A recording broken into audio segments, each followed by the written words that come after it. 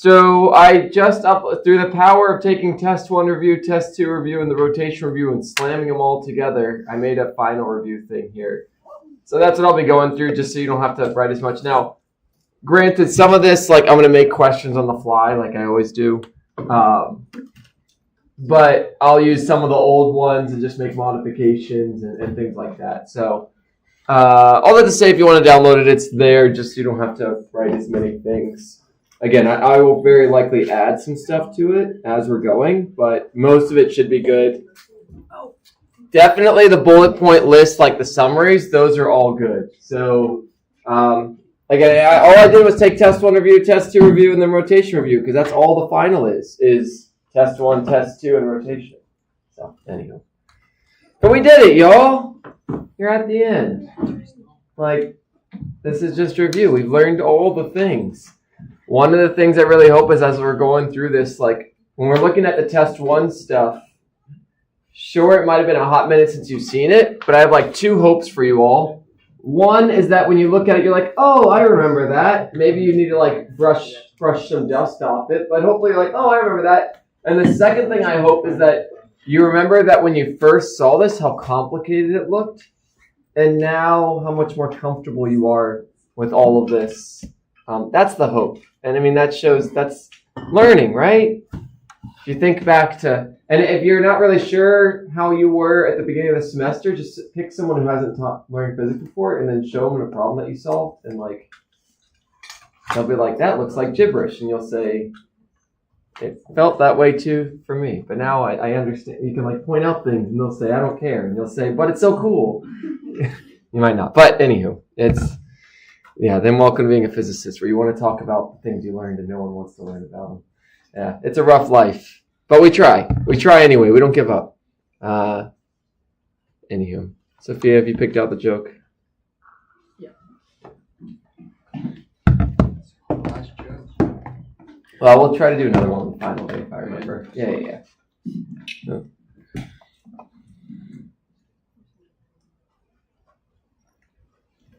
Okay.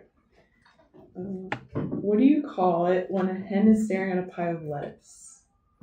A chicken sees a salad. Anywho, it's good. So I'm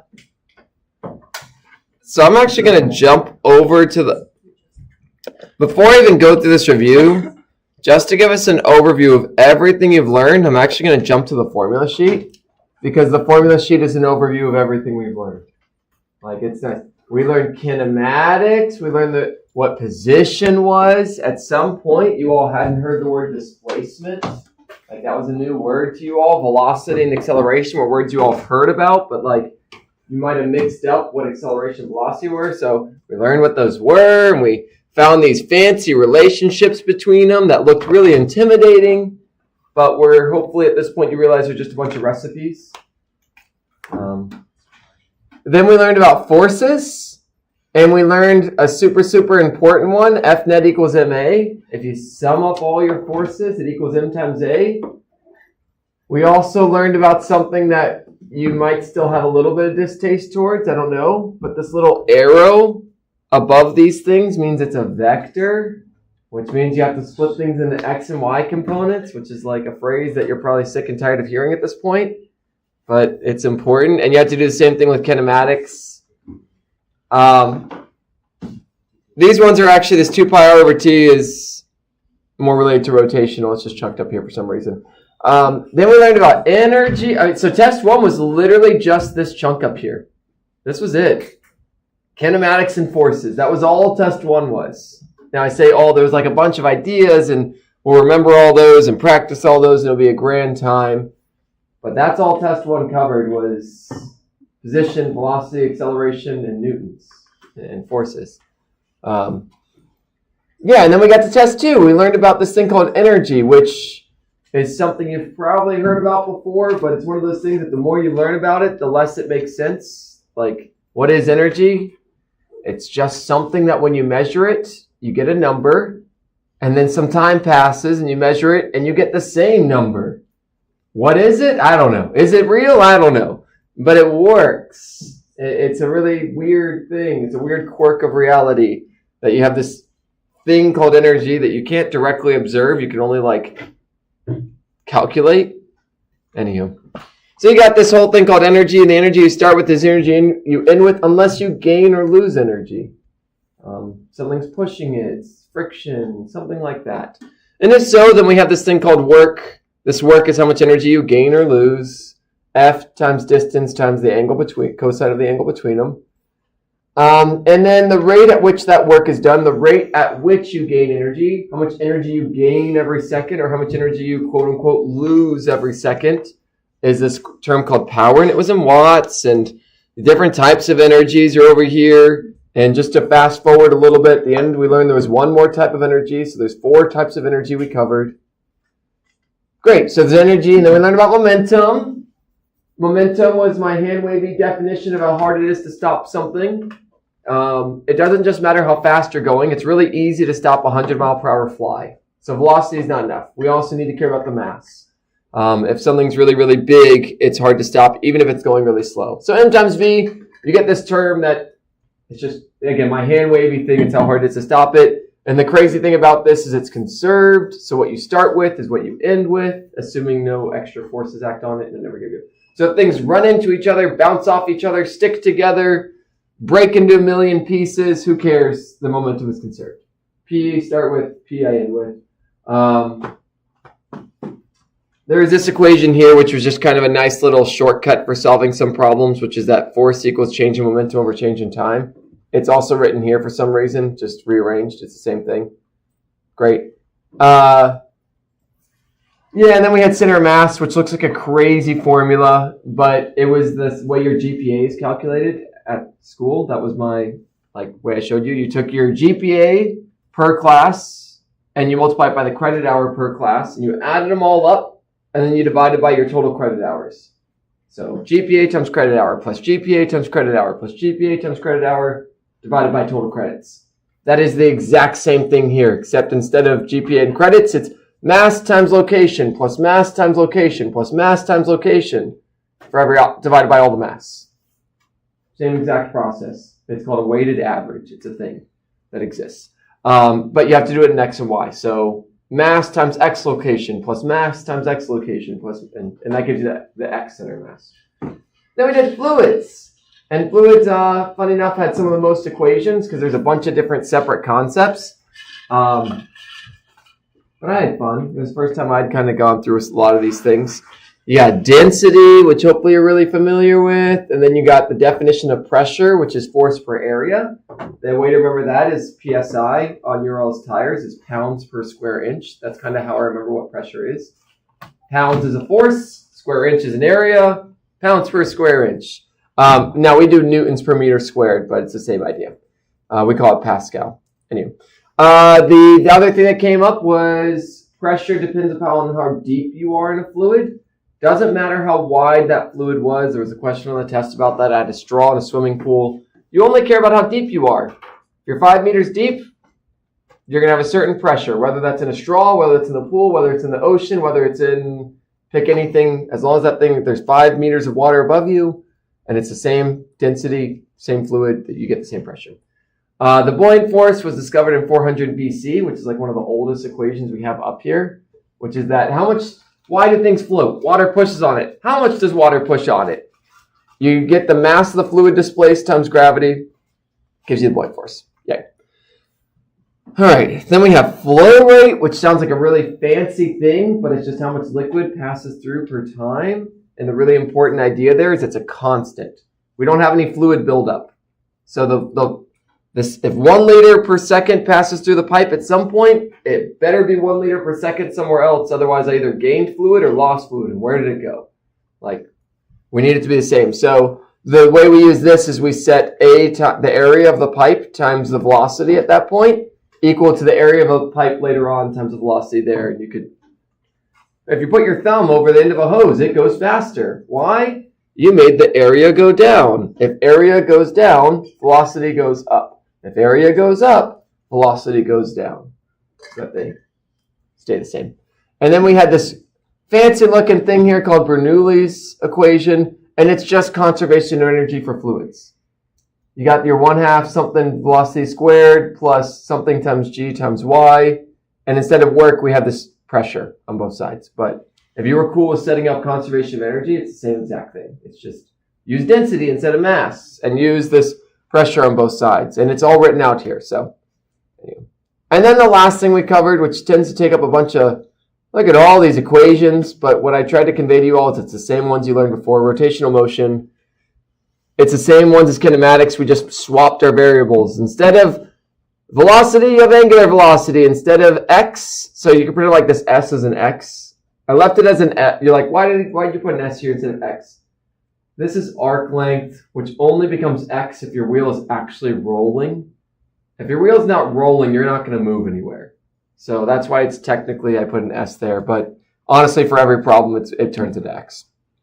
So anywhere there was an s, an x, you put the theta. Everywhere there was a v, you put a w. Everywhere there was an a, you put an alpha. And you get the kinematic equations.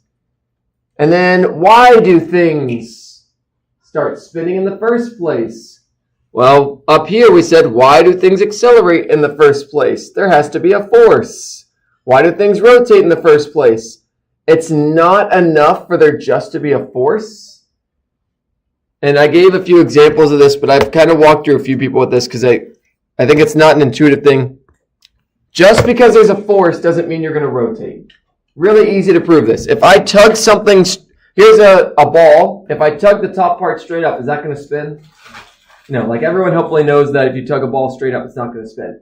So, which way, if I wanted to tug the top of this ball, which way would I tug it to make it spin the best? What direction? Directly to the right is ideal. You know, if you imagine you had a ball, you're like going to smack the top of it to the side to make it roll. This is something, if you all had a ball and you wanted to roll, this is what you would do. So the direction of the force matters. It not only matters that there is a force, that matters. The direction of the force matters. So force matters, direction matters. And then the other thing is, okay, what if I pulled the middle? Is that going to roll? No. You can somehow pull the middle of this ball, it's just going to slide on the ground. It's not going to roll. So not only does that matter, it matters how far away you are from the center. The farther away you are, the better. And you put all this together and you get torque. Torque is how you make stuff roll. It matters the force, it matters the direction, it matters the R.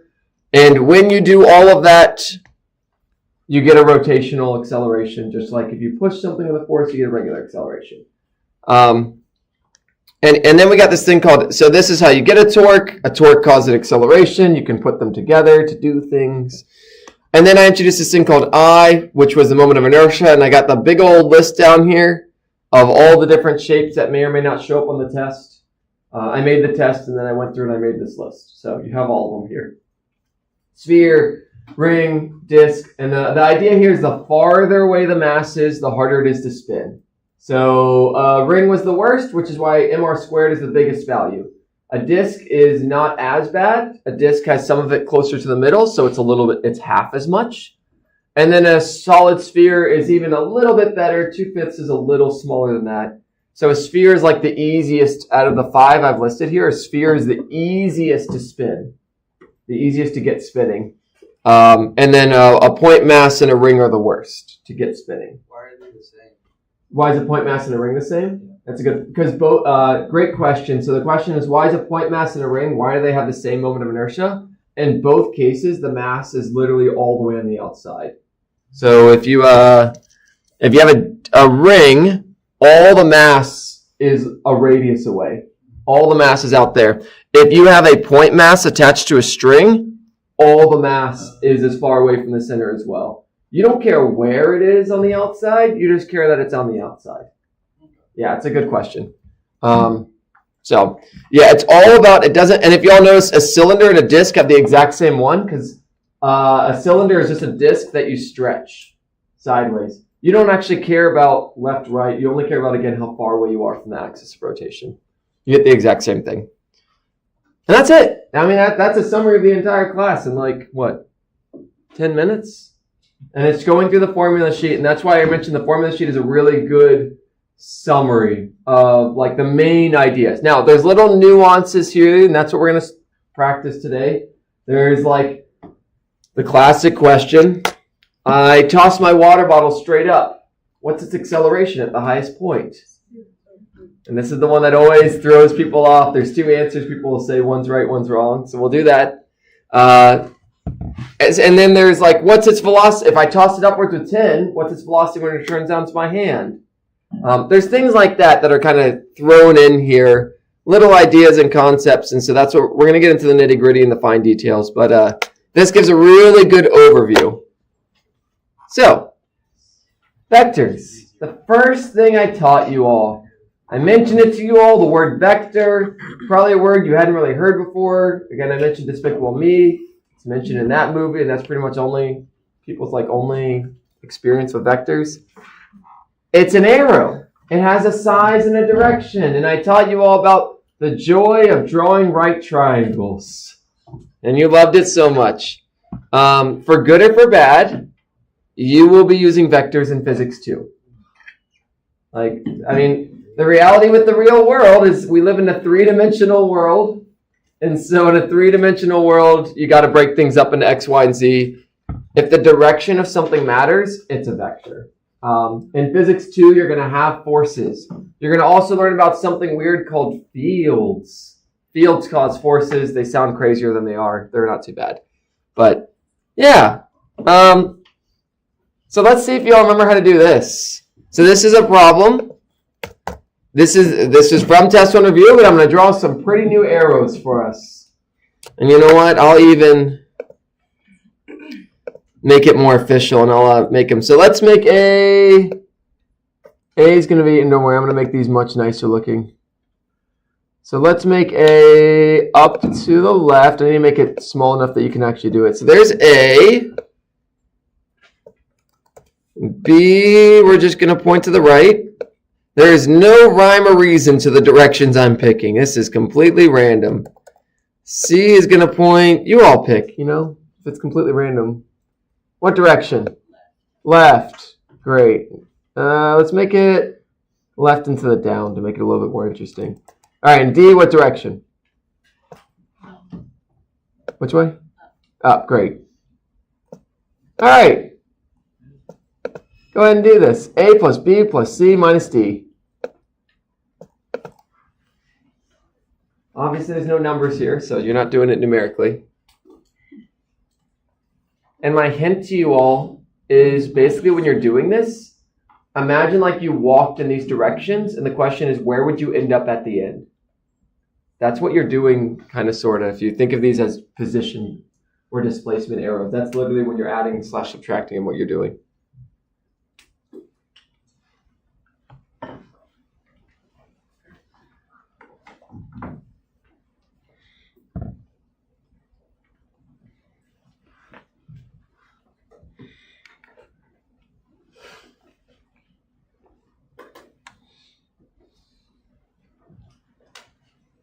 Yeah, this skill will be useful in physics too.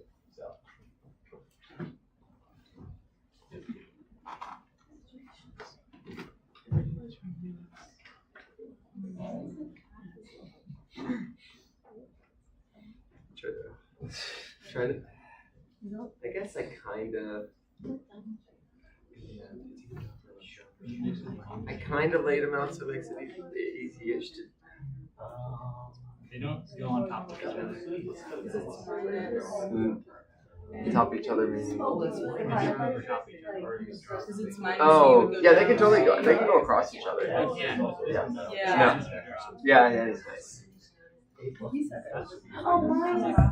Oh, so you do opposite. I thought it was. Okay, that makes sense. Yeah.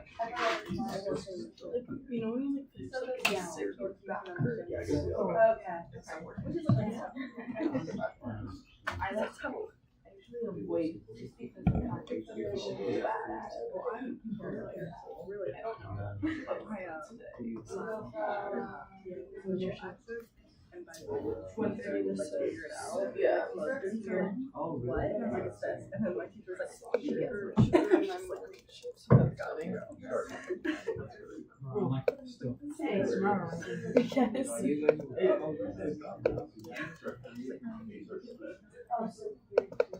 Well, if it happens, and I've got like 20.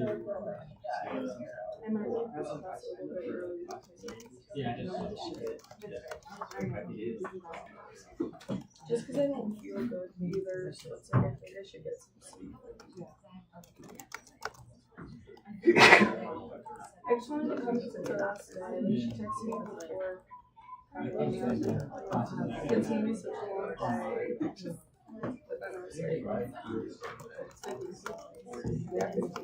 a long day.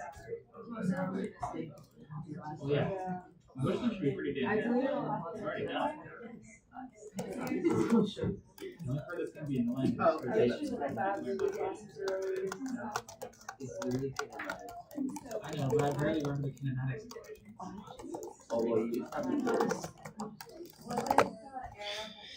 All right. And then if y'all get part A done, using the ones I just made up, I gave them values based on the values I wrote match the picture roughly. See if y'all can do it with numbers. So that's if you finish part A, that's the next part.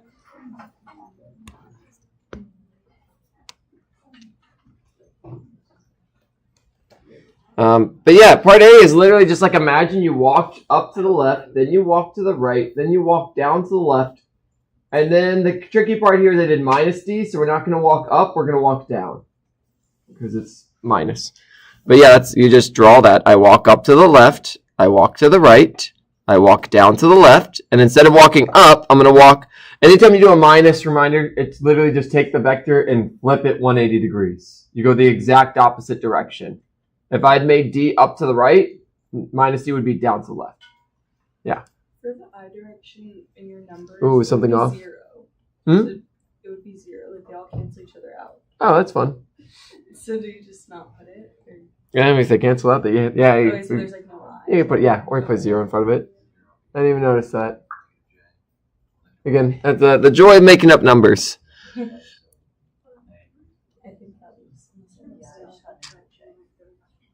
Okay, so if I had drawn my picture better, oh no, that worked out fine. Look at that. My final vector is, I didn't draw it perfectly, but it's roughly straight down. So would you say like 90 degrees below the x-axis or something like that? Yeah, that's a great question. So when you say the direction, how would you define the angle? You need to give an angle, and then you need to give what you're giving the angle with reference to. So, yeah, in this case, spoiler alert, it's going to be 90 degrees. You'd either say negative 90 degrees. That'd be automatically without saying anything with respect to the positive x-axis. Or you could say 90 degrees below the positive x-axis. Or you could say 90 degrees below the negative x-axis. You can say the x-axis in general. Yeah, if you don't specify the axis, it's assumed to be the positive x-axis. Okay. If I say the angle is 107 degrees, unit circle, we assume that you rotate that way. If I say negative 130, you go the other way. Yeah. That's kind of if not stated otherwise, you assume. Is the unit circle counterclockwise? No idea. It's a great question. I have no clue. My best guess is so that you start in the positive quadrant. Yeah, makes sense. You start at positive x and you're like, people don't like to go to the negative quadrants, so I can imagine, let's stay in the positive quadrant first, because that's traditionally where we work. That would be my assumption. That's why I would also probably choose counterclockwise as well. The unit circle is probably invented before clocks were. Yeah. Yeah, it's a great point. Yeah. Actually, clocks are relatively new. Why do clocks go clockwise, you know? That's the big question. That's a good question. I have no idea. Maybe it's like the way our brain works, because like counterclockwise. But also some books are like backwards. You know But the unit circle goes, yeah, it's one of those, yeah. Who knows? It's an interesting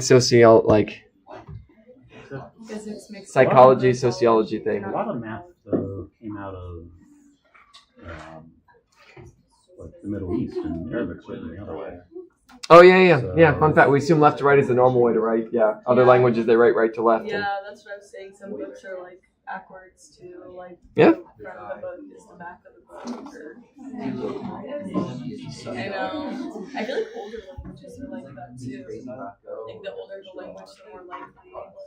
All right. So for the second part, I'll show you all two ways to do this. One of the things you can do is you can actually like write this in one equation, and I've seen a few students do this, and it's actually the way we do it in physics. Is we don't actually write two equations; we just write it all in one big equation. And you're like, what? But I thought you can't add i's and j's together, and you would be correct. We cannot add i's and j's together, or we can't add i's and j's together. But if you just realize that, just add all the i's together, just like you all would like if you were doing algebra and you had a bunch of x's. You just add all the terms with x's. So yeah, if I just look at this equation, I'm just going to do the i's. I have negative 2i plus 3i, so that's going to be negative 1i, plus another negative 1, so that's going to be negative 2, let's see, 1. Nope, that cancels. So you get 0i hat if you add all that up. And then I have 3 plus 3 minus 1 minus 3. So 3 plus 3 is 6, minus 1 is... Nope, see, you gotta be careful with these j's. 3 plus negative 1 is negative 2. Positive 2 minus 3 is negative 1. Saying it out loud somehow is making it way worse. All right, there you go.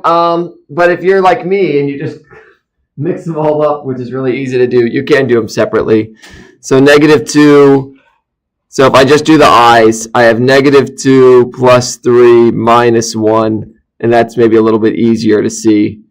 And then the j's, you have 3 minus 1 minus 3. Is that negative 1? The magnitude's really easy. Also say, the review might not be the best place to introduce new notation, but people will also write I and J as X hat and Y hat sometimes. Yeah, which is way more intuitive. I picked I and I don't even know why I picked I and J. I think that's like the math notation. I think math people like I's and J's, and ironically physics people like X and Y. Yeah, so I don't know. Maybe at some point I picked it and I've just kind of stuck with it.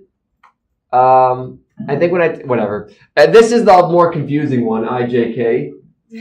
Honestly, so if you see the X, Y, K, you won't have to jump through any hoops to understand that. Whereas if I taught you the X, Y, Z one, and then at some point you saw I's and J's, that'd probably be more, whatever. I could try to justify it all I want. It's a weird notation, but I didn't choose it. It's the mathematician's fault, not mine. I kind of chose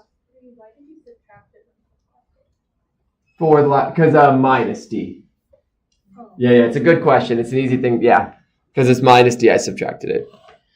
And then, the classic, if you all want the magnitude. So this is reminding you all what magnitude means. Now, it's a little unfortunate, the numbers I picked here. But to remind you all, the magnitude means that you do the whole square root of 0 squared plus negative 1 squared. Magnitude means you combine the x and y's. How do you do that? The whole Pythagorean's theorem. Which ends up just being 1 squared, not negative 1 squared, so that's meaningful. And then it's also unfortunate the numbers I picked, because the angle, normally you would do tangent inverse. I don't think you can do tangent inverse here. Maybe you can.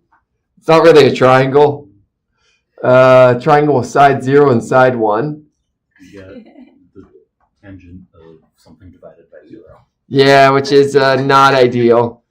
Well, there is no triangle itself because there's no side, there's no x-axis. Yeah, it's a little unfortunate. So I'm just going to go ahead and put a 2 here. No, a 3. Sorry, it's going to change all the numbers, I know, but I just want to remind you all. I want this slide to show you all the things you need to remember with vectors. So I'm going to change the numbers so we actually can see all the things that have to do with numbers. So sorry about that, y'all. Which is, it's going to ruin everything. No, I'm not going to do it here. Look, this one's 90 degrees below the positive x-axis. 90 degrees below positive x-axis. I'm not going to restart this whole problem. I'll just have another. We'll practice it at some later point. It'll show up. You all hopefully are cool with things like tangent inverse of the opposite over the adjacent, all that good stuff. So you could say 90 degrees below the positive x-axis, or you could just straight up say negative 90 degrees. Or if you were inspired by rotation, you could say negative pi over 2. That's in radians. Yeah. All those are the same number. Quote unquote number. Yay! Triangles! They're important. Don't forget how to do them. I'm not going to bother with the next two slides because they're just more the same. Honestly, this one I'm not going to bother with too much either because it's just practicing more of the same. This one, if you're like, "Whoa, what a great but I want to know how to do this." This is literally from test 1 review. Just go back to test 1 review and it's worked out and it's there. So, but I'm just going to move onwards because we've already done that problem and can check it out here. All right, kinematics. You need to know what position, displacement, velocity, acceleration. I really hope at this point you know what those words mean. At some point in this class, you kind of knew what they mean, but hopefully you have a better understanding of it. Hopefully you have a better understanding that acceleration doesn't mean you're moving. That's something that really throws people off. Just because you have an acceleration doesn't mean you're moving. You could be, and let's just give an example of that. Did I already give an example? Yeah, let's take this problem. So I just to prove that point. I toss an apple straight up with a velocity of 5 meters per second. What is its acceleration at the highest point? What's up? Oh, huh? Oh, you have the. I'll give you a little. So what's its acceleration? And then part B is what is its velocity at the highest point? And then part C is what is its velocity when it returns to where it started? And then part D is what is its velocity? Where is it located if it starts at y equals 0? Where is it located after 0.35 seconds?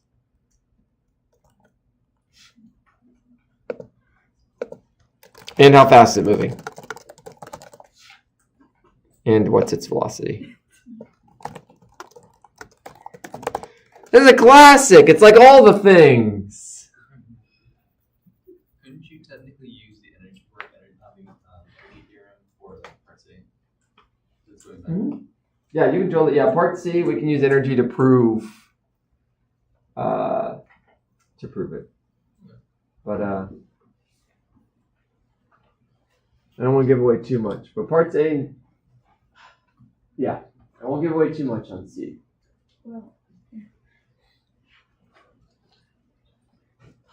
What else is it? Part C. Yeah, I knew that, but I didn't Because it doesn't look like velocity equal and back down equal each other. What's the value? Or am I wrong? Positive 5? Yeah, that's important. Yeah, that's the one. But yeah, and then energy totally proves it because 1 half mv squared equals 1 half mv squared. 1 half mv's cancel. So you left with z initial squared equals b final squared. And then you have to write square root plus or minus 5 That's squared. what I'm confused now, but I think it's Yeah, so it proves that idea that we said that I taught you all. Yeah, they all connect together. And you can choose whatever one's convenient. If you have time though, you can't use energy.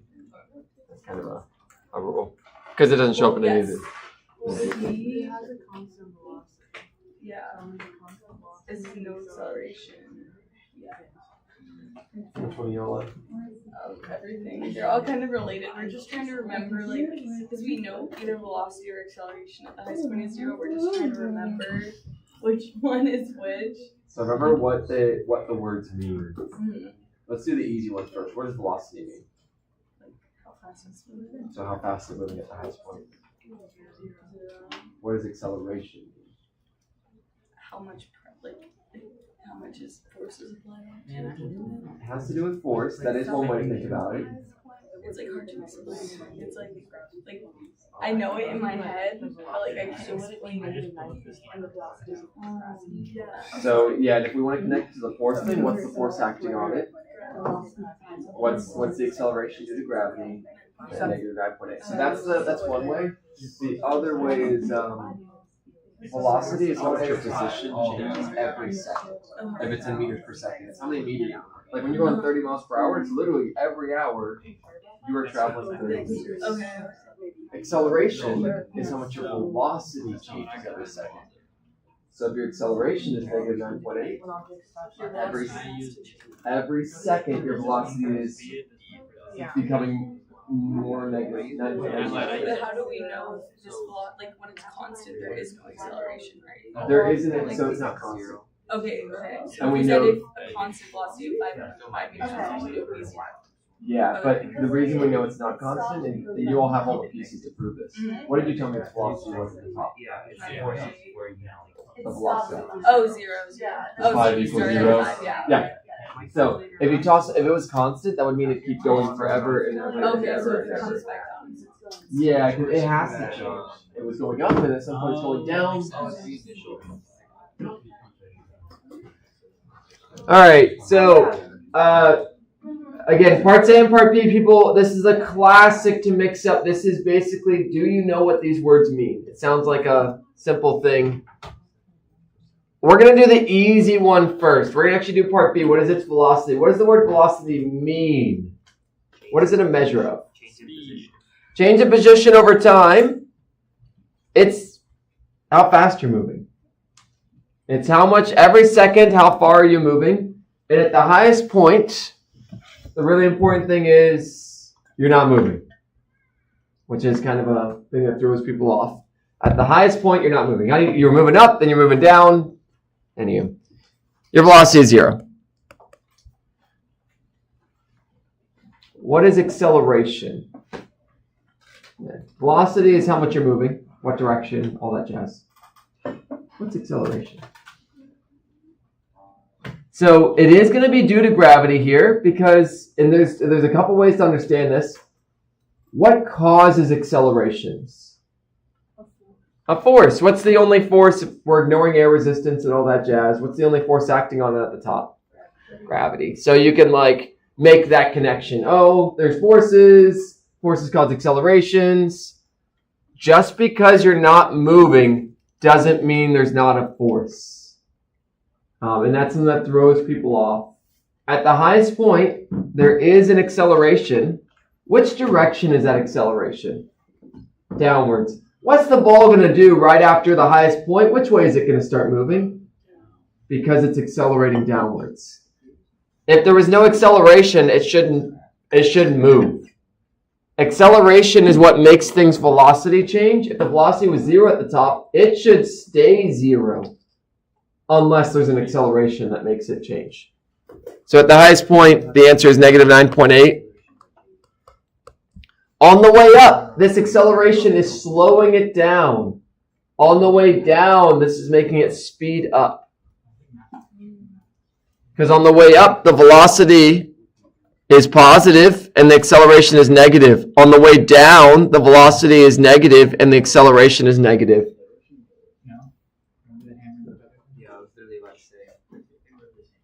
And then part C is negative 5 meters per second. If it starts at y equals 0 meters, where is it located? You got to do math for the last one. I got to get a calculator. I can't do that in my head. But I'll put the answers so you can see what the answer is.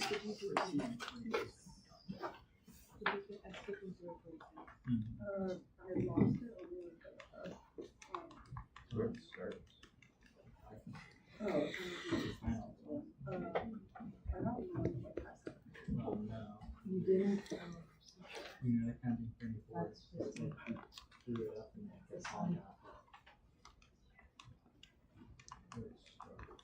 Oh, but it's fine.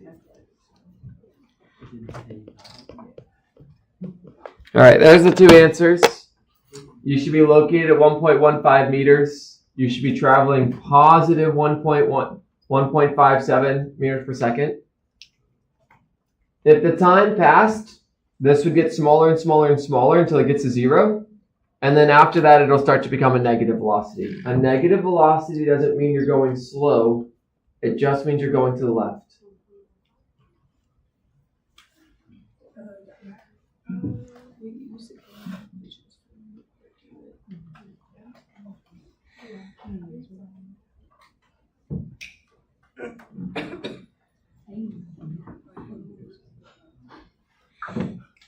right, and then I need to make a graph. Yeah, I do need you all to remember how to do graphs. So that came up on test 1. There were some problems in the problem set on it. So I'm going to make a graph on the fly. This is how I made the graph from test 1 through the power of Excel. Look, there it is. That's the graph from test 1. So I'm just going to make up some numbers now. Let's make this -5. Let's make this 10. Let's make this -15. -20? Oh. That's good. I like that one. All right. Here's a beautiful graph.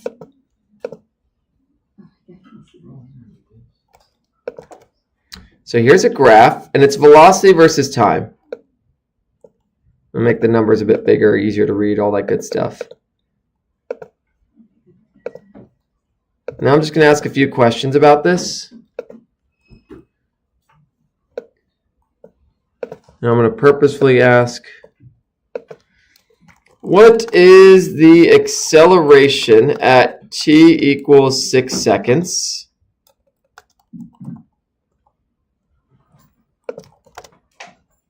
And then I'm going to ask, what am I doing at t equals 6 seconds? What am I doing at t equals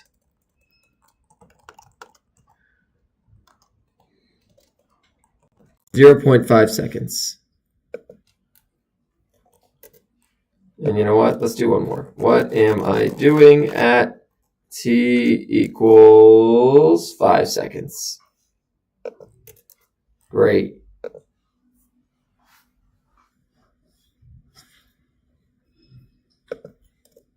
Another one.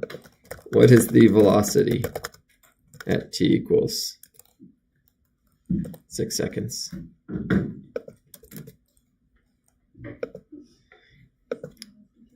We spend a lot of time doing the graphs, like in the labs and things like that.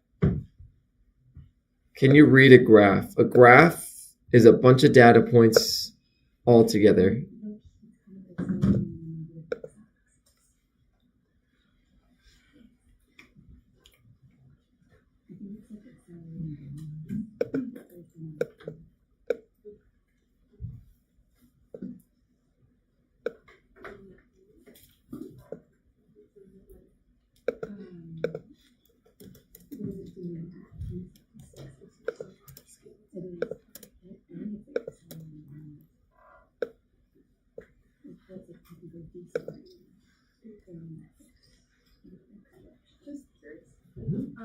For like, if this was on like the test question, and for the question was like, what am I doing at, would we get scored after what? This is a false was thrown, or this is like a hard driving. No. Okay. Yeah, just hey, here's a graph.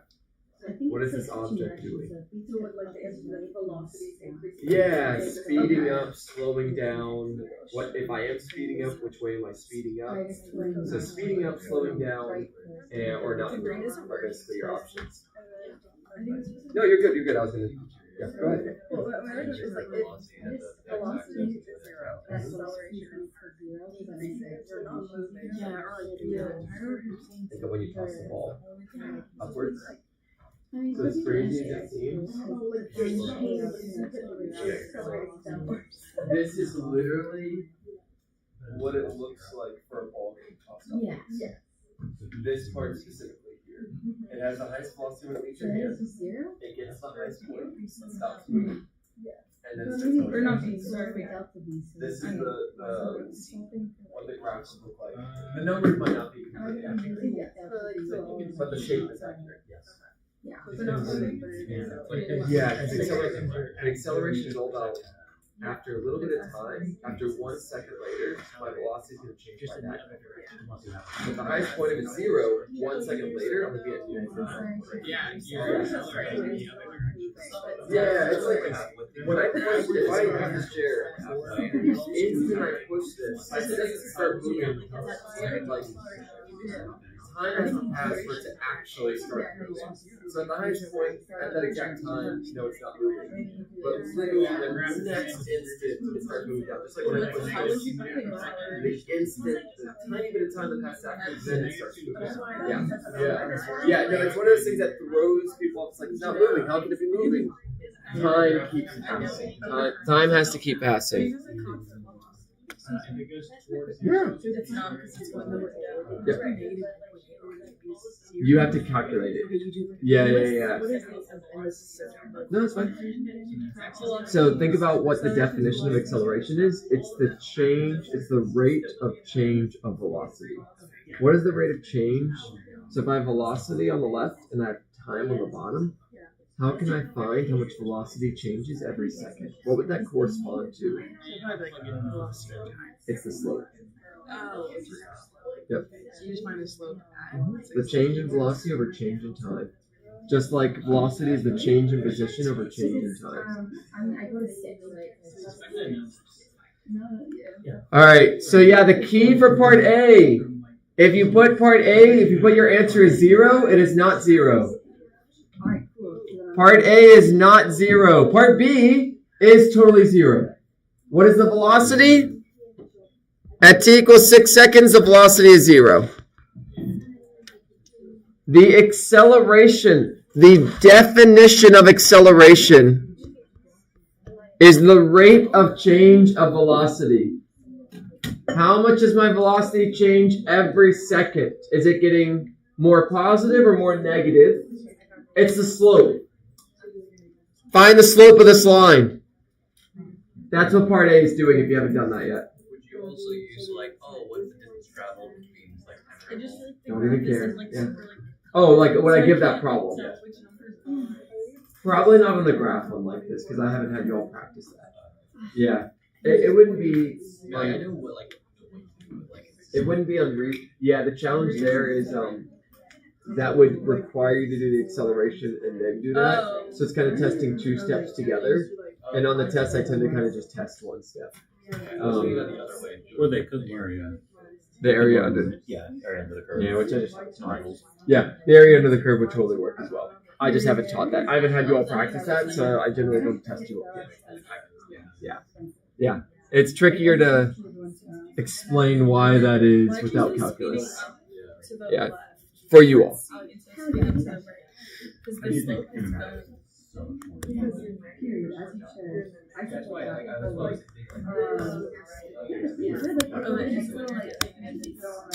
So to find the slope, you all just got to pick 2 dots on the graph. I'm going to pick this dot here, and I'm going to pick this dot here. I'm going to find the slope between those 2 points. So it's going to be 0 minus 10 divided by 6 minus 4. And you get negative 5. And this is really easy to see if you just look at the graph. How much time passed? 2 seconds. How much did my velocity? My velocity went from 10 to 0. So in 2 seconds, my velocity changed by negative 10. Every second, it had to go by negative 5. So conceptually, it's pretty easy. After 1 second, my velocity decreased by negative 5. After another second, it decreased by another negative 5. That is literally the definition of acceleration. Every second, how much does my velocity change? So that's a helpful way to, if you understand that concept, that makes these problems easier. All right. Now, what is the object doing? The answers I'm looking for here, and the answers if I ask a question like this test, speeding up, slowing down, or not moving. And if we're speeding up, in what direction? So at 6 seconds, 6 seconds is kind of a funky one. And I probably wouldn't give this the test because it's a little tricky because there's kind of 2 answers here. At 6 seconds, what do you do? What's one thing you're not? What's one thing you're doing? accelerating. You are accelerating, so you are speeding up. Which way are you speeding up? What direction? The other direction. Yeah, do you, let's say this is left, right? So we're going to say we're speeding up to the left. I didn't specify this. I should have put like Vx. Let's pretend like this is in the X direction. So this could either be speeding up to the left, or I'm going to put like down. Pick your poison. Either left is negative, down is negative. Both of these satisfy that. You could also say, what's my velocity at this point? At 6 seconds, what did we decide our velocity was? So what are we also doing? We're also not moving. Both are actually accurate. And this is kind of like how can you be not moving and speeding up at the same time? An instant later, you're going to be moving.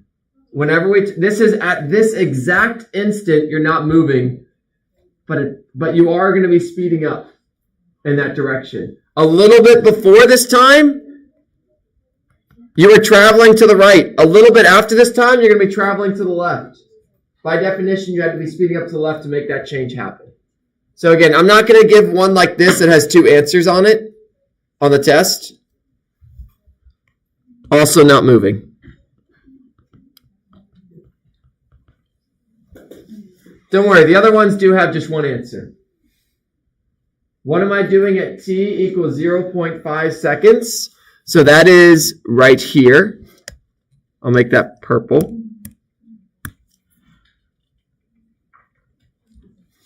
And this is one that throws people off. They're like, oh, the slope is positive, so I'm speeding up. No. You are not speeding up here. And that's even why the last one, when I said you're speeding up, might not be the best phrase, actually. Anyway, it's all about the 0. Are you all going toward 0 or away from 0 here? Toward 0. Why is 0 so significant? If my velocity is 0, what am I doing? Not moving. So if I'm getting toward 0, I'm slowing down. How do you get to not moving? You slow down. If I'm moving and I want to get to not moving, I better slow down. So this one is slow down.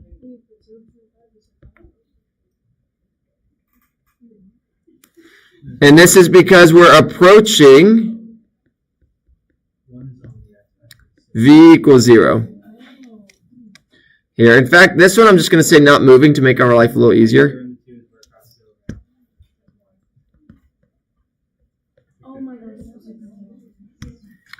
All right, what am I doing at t equals 5 seconds? I'm going to make that one orange. And are you all moving towards 0 or away from 0? You're also slowing down.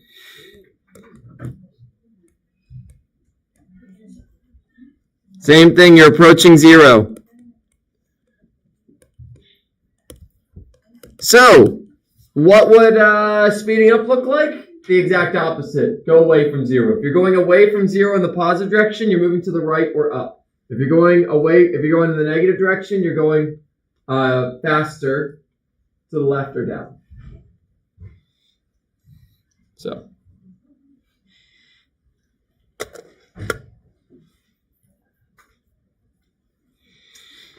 There you go. Memories, right? Fun things.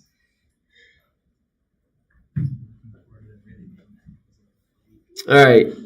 And then there's various tricks. I'll leave this up for a little bit longer. The next slide is just various tricks to know when it comes to kinematics. And I say tricks, they're not like tricky. They're just, when I say at rest, that means velocity is 0. When I say constant velocity, that means acceleration is 0. Call them what you want. Tricks, vocab. You need to decide what the beginning and end of your problem is. What's my initial? What's my final? That's something that we've been doing the entire class. At the highest point, Vy may equal 0. And if you toss an object through the air, it has the same velocity with return to the height. When an object's in the air, Vx is constant, Ax is 0.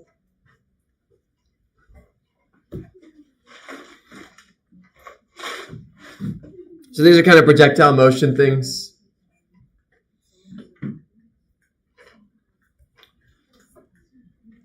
You'll be all right if you don't remember all these things. You can always like derive them yourself if you need to, which would be like, what? At the height, well, okay, you do need to know the highest point lies, so 0. Like, there's no deriving that. That's just you need to know that. Okay, projectile motion, yay!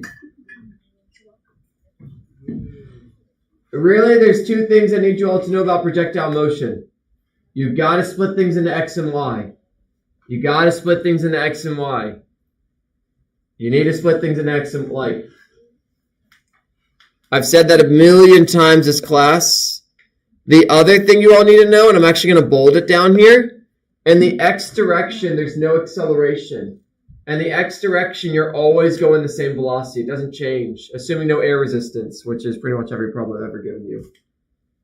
In the Y direction, there is an acceleration. That's the reason it eventually hits the ground. But if I throw a baseball to the right, and its X velocity is 5, 5 seconds later, its X velocity will be 5, assuming it doesn't hit the ground. Projectile motion. Yeah. And these ones are just like practice a couple projectile motion. They're all like the same. I throw something off a cliff with this angle. I drop an object. I have the crate with the airplane and it's moving. You all end up doing, like, they end up being the same thing. Let's see. Let's just make up one.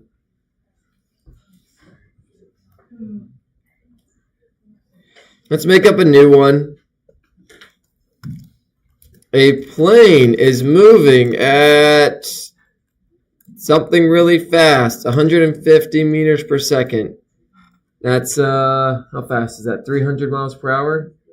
That's fine. And launches, now let's just say, and drops, I want this thing to be dropped with an angle. Alright, you know what? I'm going to purposely make this one meaner. And launches a missile at a velocity of 30. No, it needs to go super fast. 50 meters per second. Faster than the plane. At an angle of 20 degrees above the horizontal. Let's not make it a missile. A bomb. If it is a missile, then it's like accelerating and that's complicated. A bomb. I don't know. It's a practice run. Some nice hills. If the plane is 500 meters above the ground, how fast in the X direction will the bomb be going 10 seconds later? How fast in the Y direction will the bomb be going 10 seconds? Might be too much. Let's go with 5.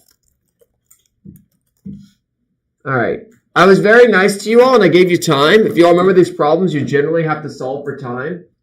And that's the thing that takes a little bit. There's so many practice problems on this that I'm simplifying. I have both simplified and made this a little trickier. What direction is the plane initially moving? Oh, sure. Yeah. Which to the right. We'll just assume that. If not otherwise stated, assume something's going to the right. Unless it's like I toss a ball straight up, then you can obviously assume it's going straight up.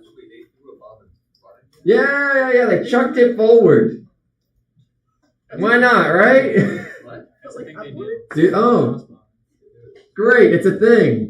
But I didn't know it was a thing. I just made up this problem.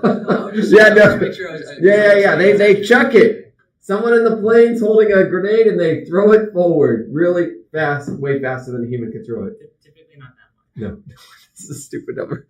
It's all nonsense. But One plane did it. I started with the plane thing and then I committed to it having an angle, which means I had to chuck it.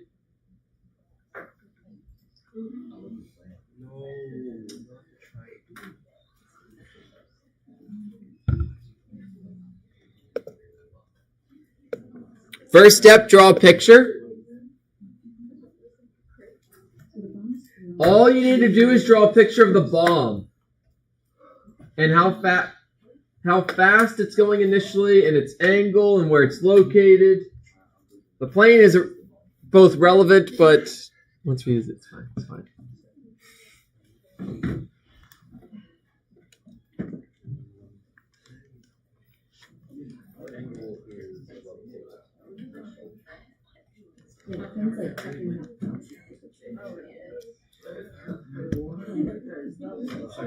I know, I was thinking that. What is that?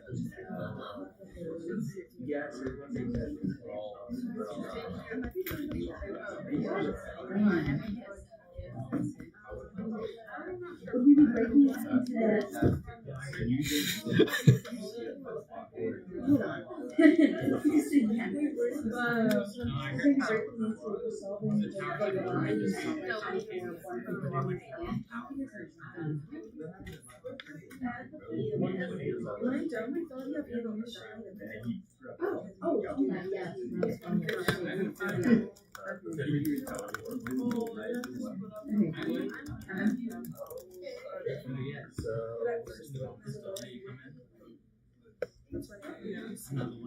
All right.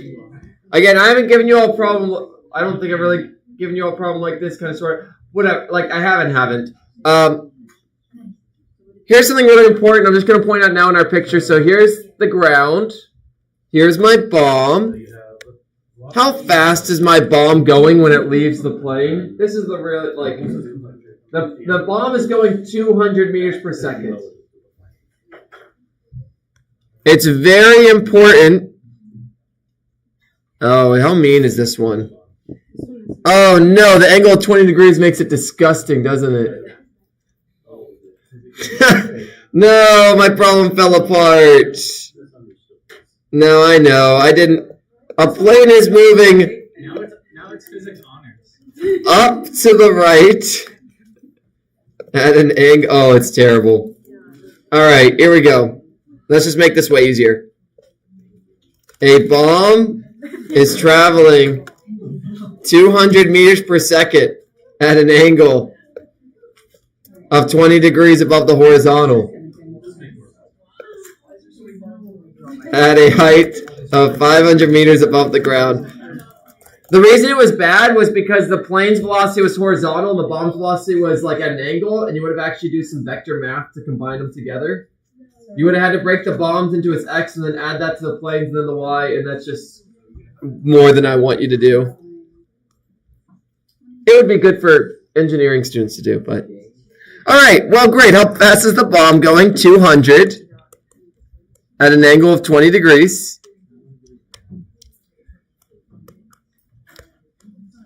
Now you all see why it's tricky to make good test problems. I have to avoid this nonsense.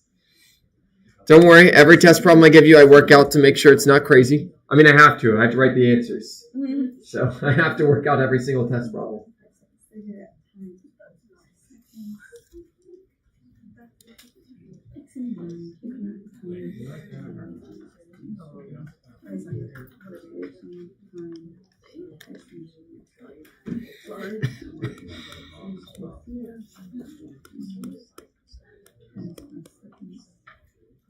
I got that part, but how do you know that that's what velocity is at 5 seconds? Because like from the acceleration, because that's its velocity of the. No plane, because where there's planes, just big. Yeah, that's kind of. Oh yeah, that's not going to. I think this one will change. Oh. How does the bomb go up? Oh, because it's acceleration. Yeah, that was the whole reason for this problem. Honestly, it's the biggest reason for this problem.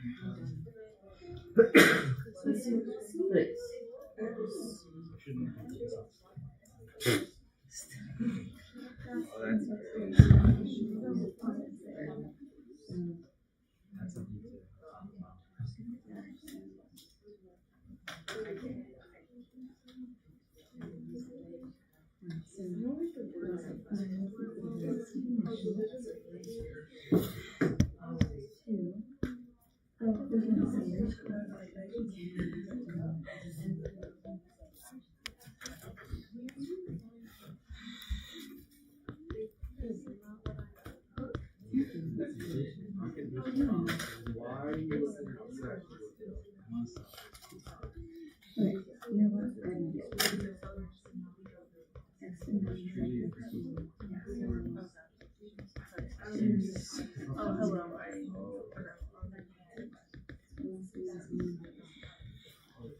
All right, so I broke it into the triangle.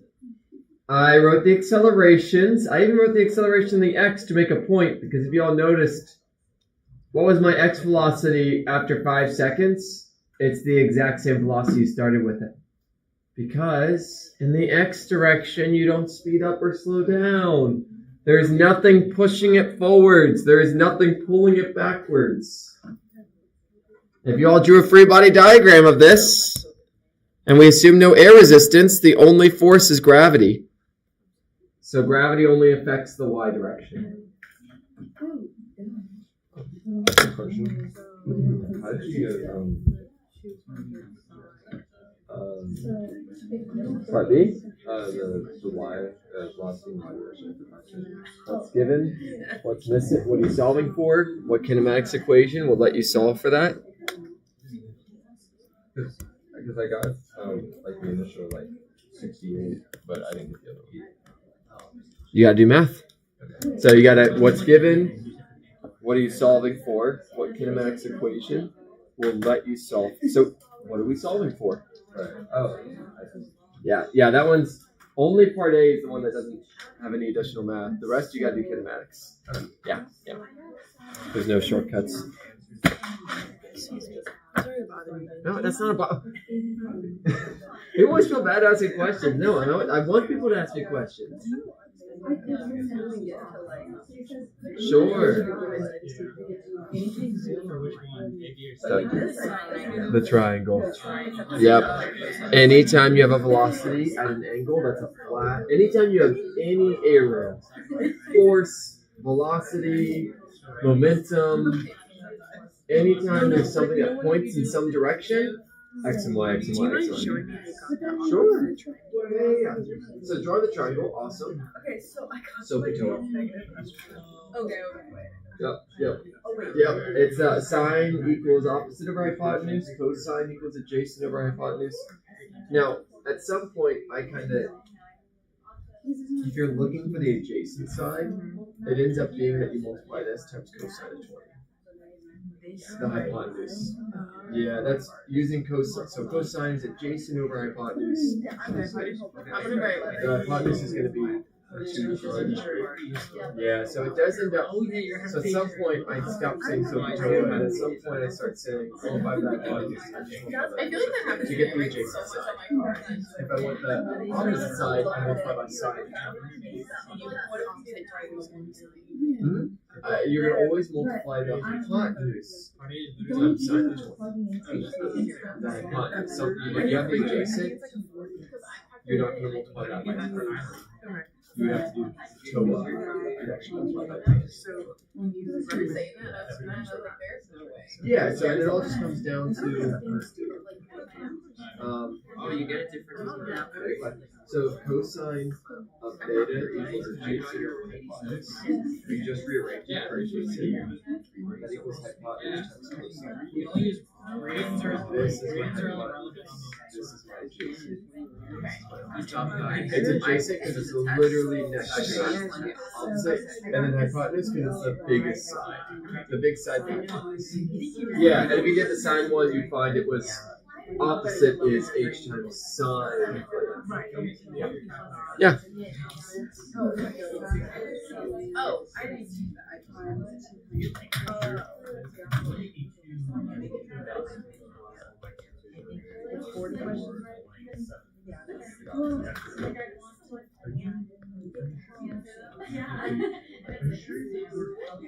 No, that's my name.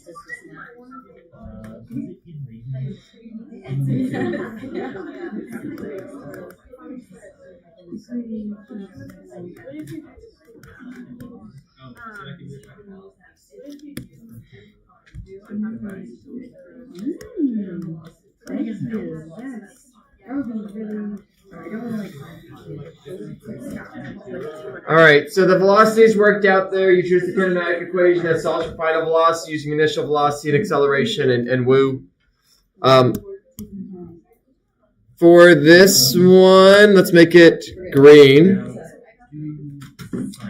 If y'all want final position, there's many options. I'm going to choose the one that's... Generally, if you want final position, you're going to use this one. Y is a function of time equals y initial plus v initial t plus 1/2 at squared. This one tells you where you're going to be located if you, at some time, if you know where you started and you know how fast you're moving to begin with and you know your acceleration, this spits out where you end up at. And I put it in y's because I specifically asked about the final y position. If I asked you how far you went, you'd replace all these with x's. And the last term would go away because there's no acceleration in the x and good things. So the final y position, which is the exact same thing here, in fact. So where do I end up after 5 seconds? 500 plus 68.4 times 5 plus 1/2 times negative 9.8. And that spits out where you end up. Kinematics, they're classics. Make sure you all can do a projectile motion problem.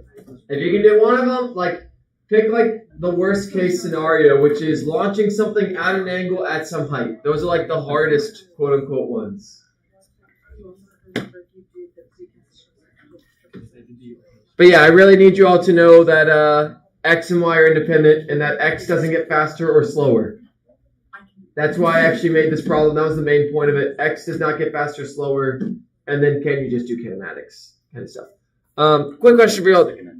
Huh? Unless you stick, and then it's a whole nother problem and we're not going to give you one of those because I haven't prepared you for that. Rule of thumb, when I make the test problems, I look at the previous problems to make sure I've actually given you problems that had you do a similar process. That's how I make sure everything's lined up. I have taught you the skills to do a problem where if there was a force pushing it forward, you all could do it. But I'm not going to have you all do a new type of problem on the test where it's the first time and you haven't gotten to practice using them together and all that jazz. Also, question for you all, has the post-test opened for you all, the extra credit thing? I can't see that web course. It's still not open? I will make another note on my hand to send this guy enough. It will be under a separate web. Yeah. All right. I'll send it. I have zero control over this other than to lovingly ask the person about it. So. All right. All right. I will send another check on that. If it's not open before the final, would we still get them for if we did the pretest? Maybe. I don't want to. If I commit to it, I can't go back on it. That seems reasonable because people are maybe planning with that in mind. But I tend to not take away things that have been kind of said. So yeah. All right, and more things. Break things in X and Y. Velocity at the top. Y0. Great. Forces. All right. Make sure you all remember your Newton's laws. Make sure you all remember an object in motion stays in motion, an object at rest stays in rest, every force equal and opposite. Newton's laws. F equals ma all of these are important. It's not like I can look at any of these and say, this is the most important one. They are all important for understanding reality. And with these in mind, you can understand this is why it hurts to punch something. This is why it hurts when your toe hits something. This is why you can even walk forward. When you walk forward, you're not pushing forward. You're pushing backwards. But then the floor pushes you forward because of Newton's third law. This is why when you all take a turn in a car, you want to fly to the side. Not because anything's pulling you, but because you want to keep going straight. Your car is going sideways. Your car better pull you to the left. Otherwise, you're not going to go sideways. So you're not getting pulled to the right. You just want to keep going in the same direction. And thankfully, your seatbelt pulls you to the left to keep you going in the same direction. Again, if you ever ride in a golf cart or something without doors and you take a sharp turn and you're not wearing a seatbelt, Newton's first law will totally be in action. You will keep going right out the door. You'll keep going in the same direction. Nothing yanked you out of the golf cart. Nothing was holding you in the golf cart. Anywho, it happens. It's super common. That's why motorcycles are dangerous and all that. It's only your legs holding you onto a motorcycle.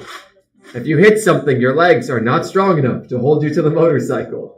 Nor would you maybe even want to. Anywho. All right, can you all do this? Object A has 7 times the mass. We love these, right? Big fans. Object A has 7 times the mass as object B, and I push it 3 times the force. I want you all to tell me, how does the acceleration of A compare to the acceleration of B? That's what I want you to compare.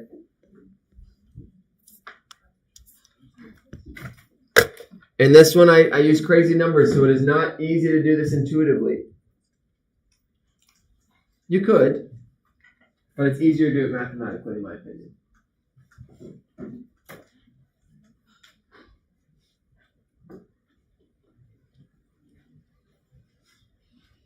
So find the equation that relates the things, isolate the variable that we care about, plug in the changes, and then pull them out.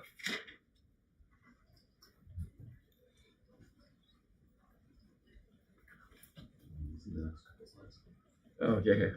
I do that all the time. That's one of actually the benefits of like this jank way I present.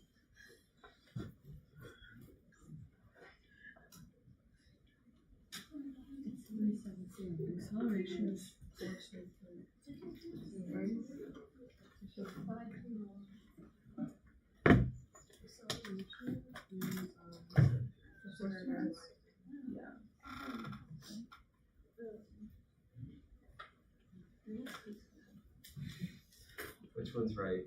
Yeah, so what's paper is good, yeah, paper is always so what's if you isolate acceleration? So acceleration equals what? Force over mass. Yeah. So whatever happens to force is on the top, whatever happens to mass is on the bottom. The acceleration of A is 37. So here I'm saying, how does the acceleration of A compared to B? If it was the acceleration of B compared to A, then it would get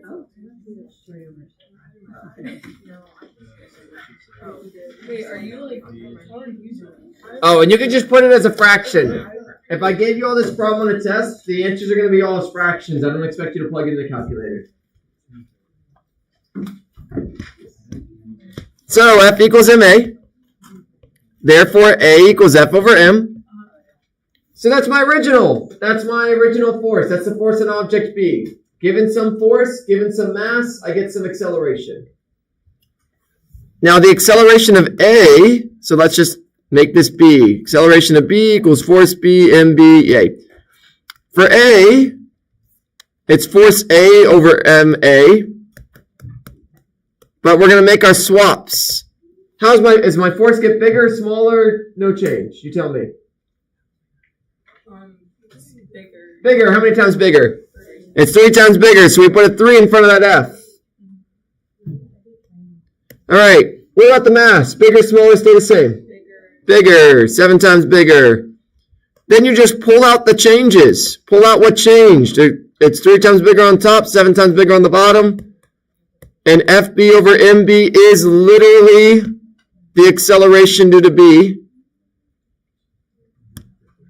So my final result is my acceleration that A experiences is smaller than my acceleration that B experiences. If you're like, oh, I keep mixing these up. I put 7/3 instead. I got it backwards. So in the answers, they'll all be in the same form. They'll all be like AA equals some number times AB. AA equals some number times AB. So you need to make sure your answers match up with that. The other thing is you can check if it makes sense. If object A has 7 times the mass, is that going to be more acceleration or less acceleration? If it's more mass, is that easier to accelerate or harder to accelerate? Harder. So that 7 goes in the bottom because it's harder. And 3 times the force, that means it's going to be more. So we put that on top. My acceleration due to A. My next question for y'all, don't shout out the answer because I want people to think about it. Is the acceleration that A experiences overall, is it bigger than the acceleration of B or is it smaller? Again, just think about it for now. Is the acceleration of A bigger than B or smaller than B? So is it bigger than B or is it smaller than B? The acceleration is smaller because they're all. And this is something that throws people off, but it's so easy to determine this with this one simple trick. Make the acceleration due to B 1. If I make A B 1, what's 1 times 3/7? 3/7. What's bigger, 3/7 or 1? So therefore the acceleration due to A is smaller. Just make up a number for A.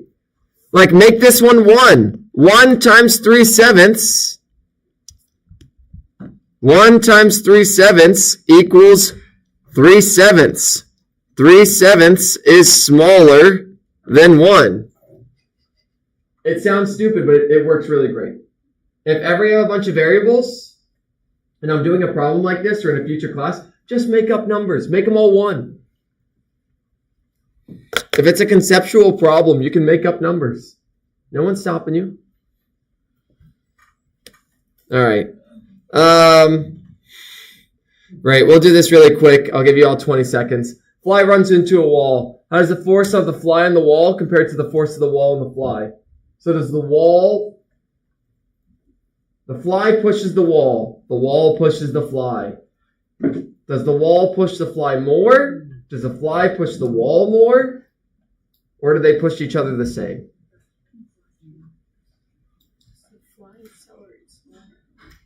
Newton's third law, for every force there's an equal and opposite. Forces are the same. Exactly the same.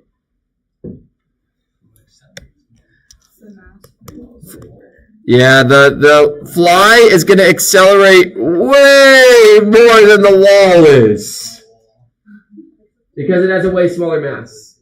And this is the one that no one likes. When I first get this question, a car runs into a fly.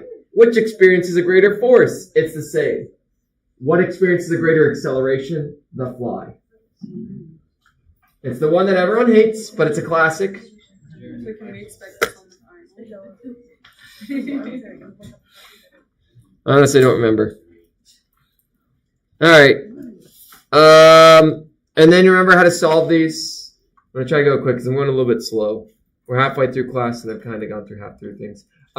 Free body diagrams, all the forces, good things there. Inclined planes. Yeah, if you're like, oh, I hate inclined, just put these on your formula card. It's fine. If y'all are preparing for the MCAT, just have these memorized. The MCAT practice problems I've seen do have inclined planes. For whatever reason, they like inclined planes.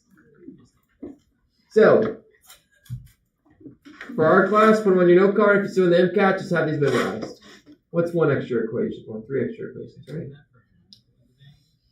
Yeah.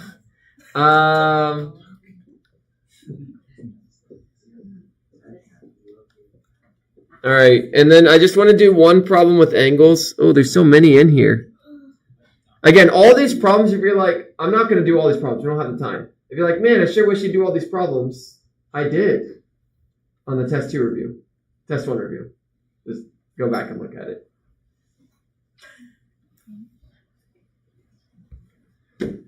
All right. I'm pushing a lawnmower with a force of 10 newtons at an angle 10 degrees below the negative x-axis. If the mower has a mass of 20 kilograms, find the normal force.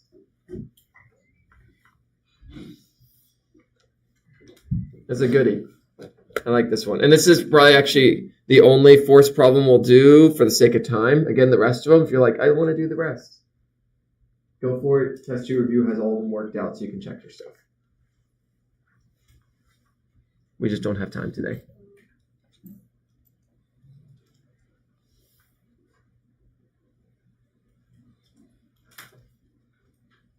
And then we'll start getting faster with test 2.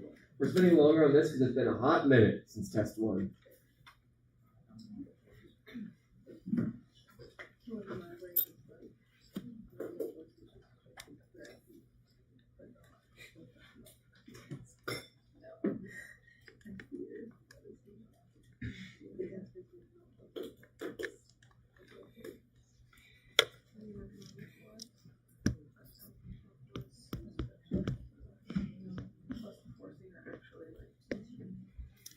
All right, there's the answer.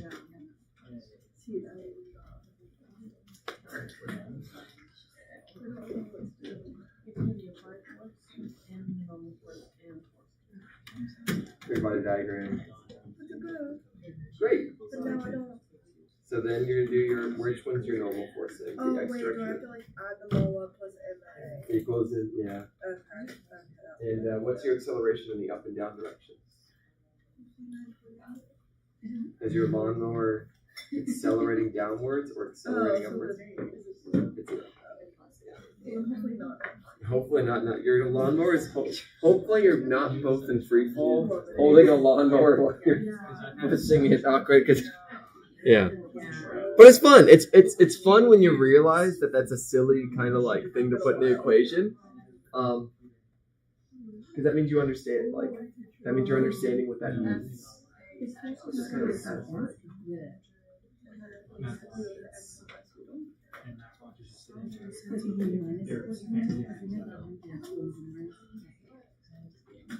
So is it after minus? If you haven't drawn a free body diagram, you should probably do so.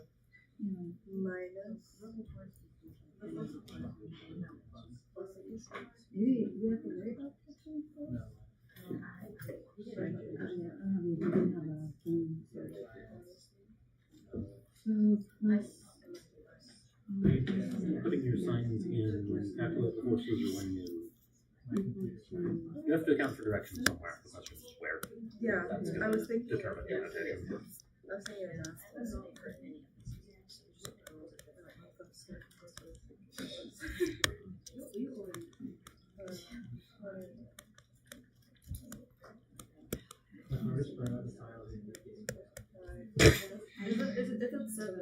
Yeah. Just remember back to your high school days. I never got into that. I took high school online. I hope it was 10. 7:55. Oh, that's much later. The course for the post test, it says that. Yeah, and then it's a six. So it's like next week, but this should be the last week. Okay. I don't know, that's all it says. I'll check in again. Yeah. All right. Here's a free body diagram. Yay! Remember, every force problem comes down to free body diagram and then basically a single equation. Your sum of your forces equals m times a. Always. And because these are vectors, you got to remember that you need to split them into x and y. Now, you might not always need to do both equations, but you better know that they need to be split up. Because if you don't, vectors, x and y, x and y, x and y, x and y. Now, in this problem, what's the force we're actually solving for? The normal force. The normal force. Which direction is the normal force in, x or y? We're in the y. So you can build the y. If you know the force you want is in the y direction, build that one first. And then if you find, oh crap, I need to go to the x direction, then sure, do the x one as well. But that's one of the kind of, what are you solving for? Build that equation because you're going to need it. Like it only shows up in this one. So we're going to build this. So you got your normal force. It's positive because it's up. You have your gravitational force. It's negative because it's down. And then you have your force that you're pushing it with. And I'm going to go ahead and draw this here. the y direction is 100 times sine of 20. The x direction is 100 times cosine of 20. We're going to use the y direction because we're in the y direction. 100 times sine of 20, it's negative because it's down. And all of this equals m times a. What's my acceleration for this lawnmower in the up and down direction? Yeah, and so the question here when we come to acceleration, is my lawnmower speeding up into the, is it speeding up into the air or is it speeding down into the ground? Is my lawnmower getting faster upwards or faster downwards? No. I have a clarifying question. Yeah. Why is it cosine of 20 when angle's 10? Oh, it totally should be 10. Why is it cosine 20? Because I wrote the wrong number. Great catch. All right. The acceleration in the y direction. If you all are walking, this is what this is someone's pushing a lawnmower. If I'm walking, am I speeding upwards or speeding downwards? No. What's my acceleration then? 0. The acceleration here is whether you're speeding up or slowing down. It is very tempting and it's very common to put 9.8 as this acceleration. That's only true if gravity is the only force acting on it. Because then you get mg equals ma, so a is going to equal g. Rule of thumb, when you all are doing these force problems, the acceleration is pretty much never going to be 9.8. There's always going to be other forces acting on it up, down. Almost always. There's going to be other forces acting on it up, down. So it's almost like a better practice to like almost never put a as negative 9.8. You're pretty much always solving for a. No, well, not in this problem. This problem we have to know it's 0. Because you're not speeding up. My lawnmower is not getting faster or slower up, down. Anyway, so then we solve. So Fn minus m times g minus 100 times sine of 10 equals 0. So we get that Fn equals all the junk.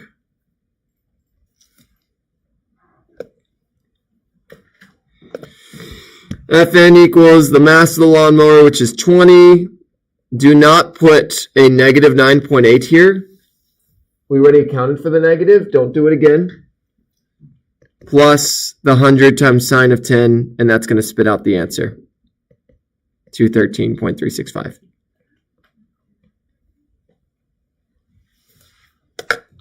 Conceptually, what's going on here? The normal force is the force of the surface pushing up on the lawnmower. Gravity is pulling the object down, so that the floor has to push against the gravity. I'm also pushing the lawnmower into the ground, so the ground has to push even harder. The ground has to keep my lawnmower from getting into the ground. If the ground wasn't there, it would just fall. If you push on something downwards, the ground has to push upwards to counteract that. That's what's going on here. The ground is fighting gravity, and the ground is also fighting you pushing the lawnmower into it. Just like if you all try to jump, you push your feet downwards into the ground. In turn, the ground pushes you up more, and it helps you overcome gravity. When you release your force pushing downwards, the ground pushes you back up, and you go upwards. Which is kind of a weird thing, and I haven't thought through all the stuff there.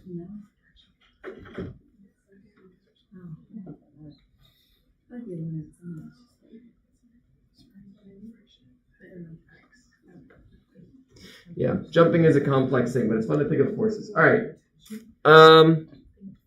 Then there's more things that you can do and have fun and yeah. All right. Let's take a breather. It's been a bit. Yeah. Take a breather. Then we'll quickly run through test 2. Test 2 is straightforward. Energy and momentum, I think, are really straightforward. Test 1 was, I think, a lot more complicated stuff. And then rotation.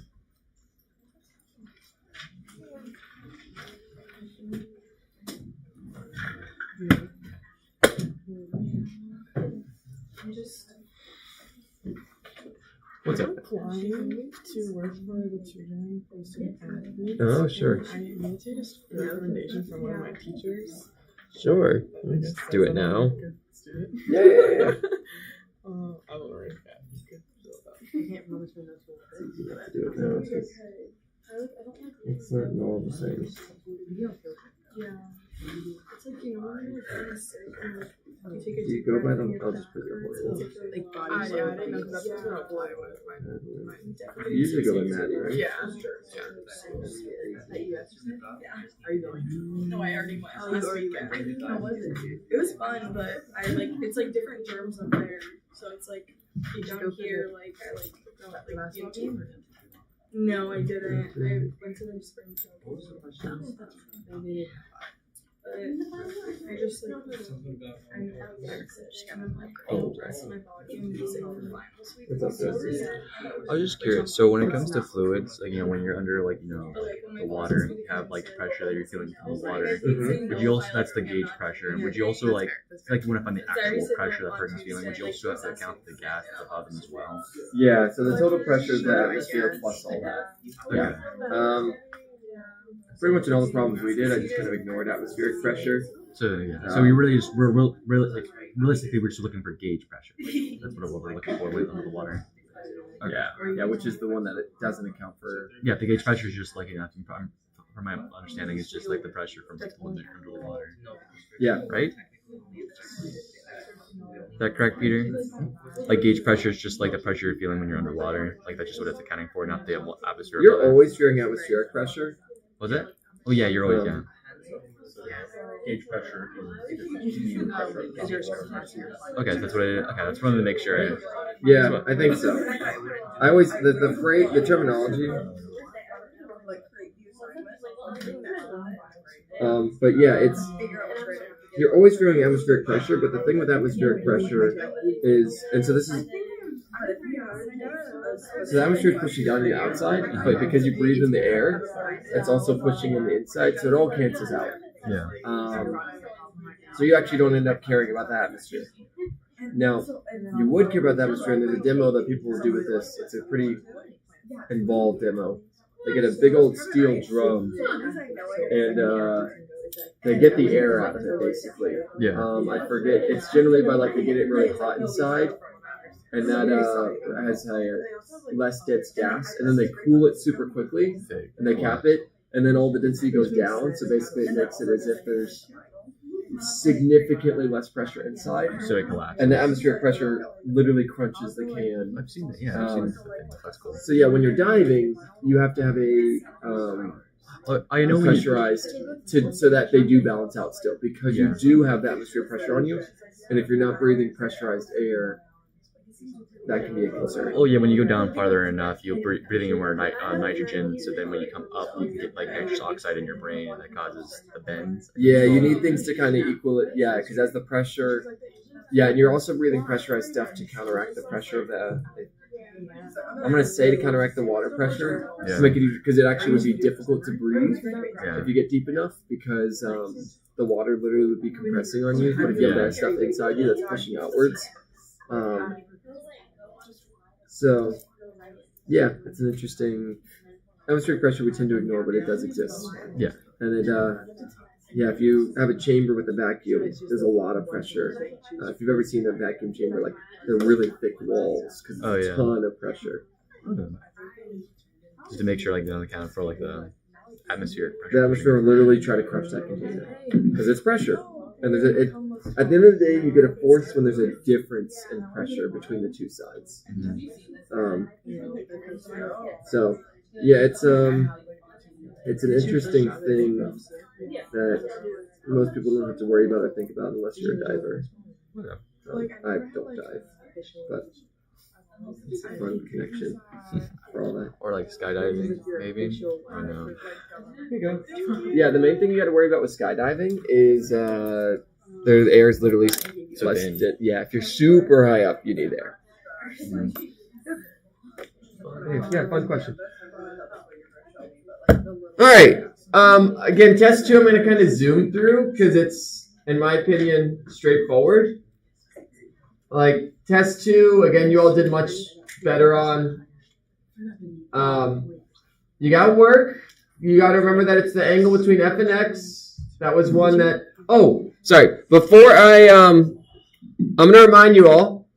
There was one problem. There was two problems in the test that a majority of people missed. This was one of them. Was like normal force. Remembering normal force doesn't just equal force of gravity.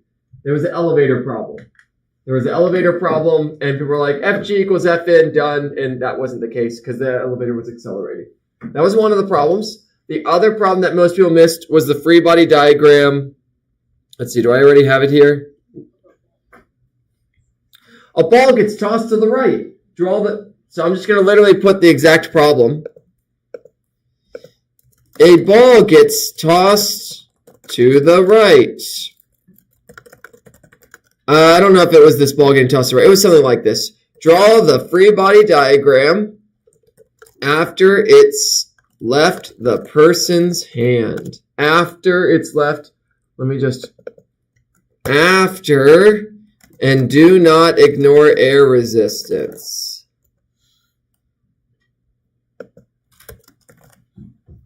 All right, so try this one really quickly. I do want to remind you all the questions that a majority of people missed because I will definitely ask questions like those again.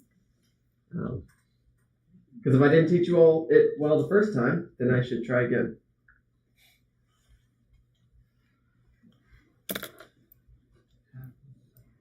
So yeah, this was the second question that the vast majority of people missed.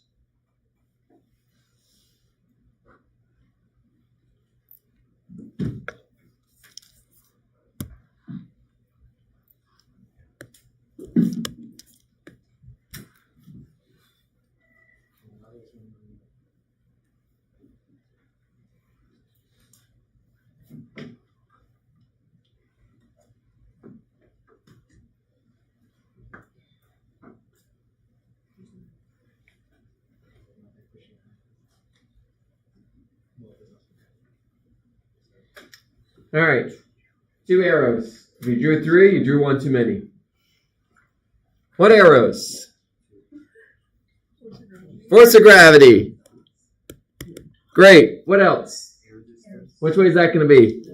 Done. Everyone always wants to, not everyone, but lots of people want to put a force applied. No. After it's left your hand is now pushing it. If it was, it should be getting faster. Would it have to like as it was leaving his hand? As it's leaving the hand, 100% there is an applied force. That's what's getting it moving in the first place. Does it feel any lift or no? You can make an argument that there's lift, but we'll ignore that argument. Yeah. Technically, all objects, as they're traveling through the air pushes depending on the shape of it and stuff like that. But Yeah, it's like the pressure. yeah, no, and this we're gonna no lift. Okay. It's a good question. So yeah, well, and I guess maybe it's the ball that they cancel each other out. Maybe. It's like the pressure you Yeah, you'd only get lifted. Oh, I never got to teach you all the spinning one. Oh, Magnus effect. The Magnus effect. Yeah, I never got to taught you all that. I should have. Oh well. It was a fun one to mention. If you have a spinning ball, it experiences whatever. It doesn't matter. All right, great. Make sure y'all know that.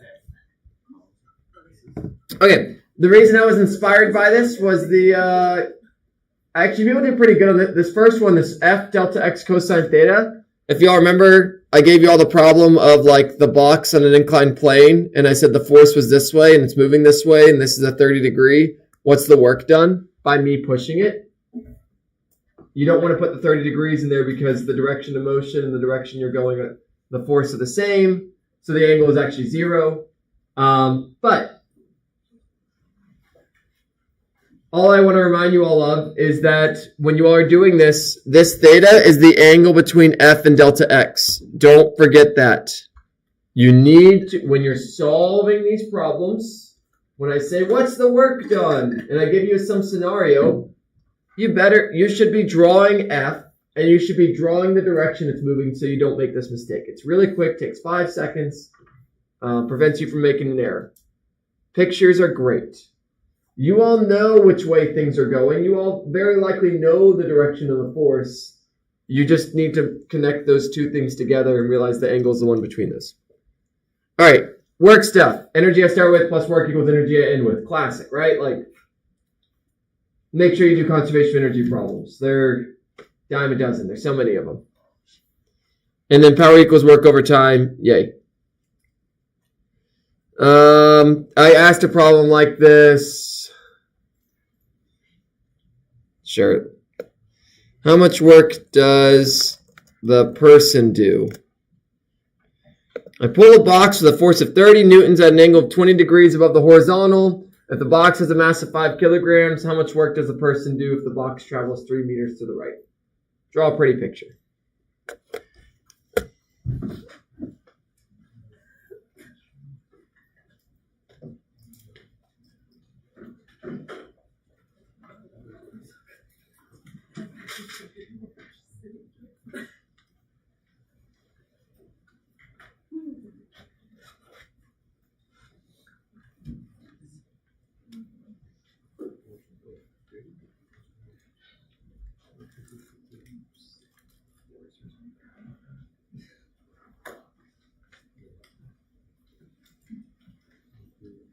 I'll give you all the answer too, so you know if you're doing it right.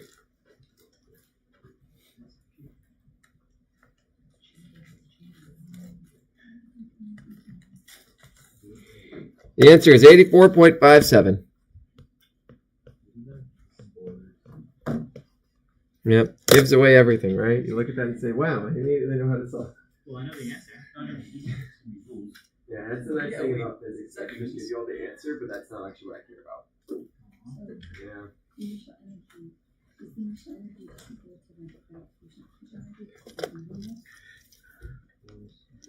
So what are you solving for there? Solving for work. Solving for work. There's a couple ways. Did I put the wrong unit? Yeah, thanks. There's a couple ways to solve for work. Mm-hmm. So what are the couple ways? You could do work equal to the net force times distance times cosine theta. How do you do that? This equation for work force times distance probably better than mine. If you have, so how do you choose? You choose the one that you have the information for. Do we know, so yeah, looking at this one, do we know the force? We do. Do we know how far you traveled? We do. Do we know the angle between them?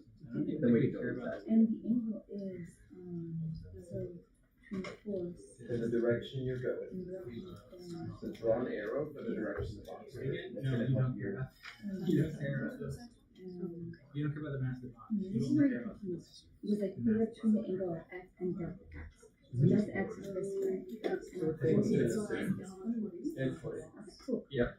That's what I thought. If you want to ever find the angle between two things, just draw that arrow starting from here. And it's really yeah. If you draw the tails of the arrows together, it's easy to find the angle between them. It's at least easy to see what it's shaping. Cosine of 20 times 30. So this one's simple because like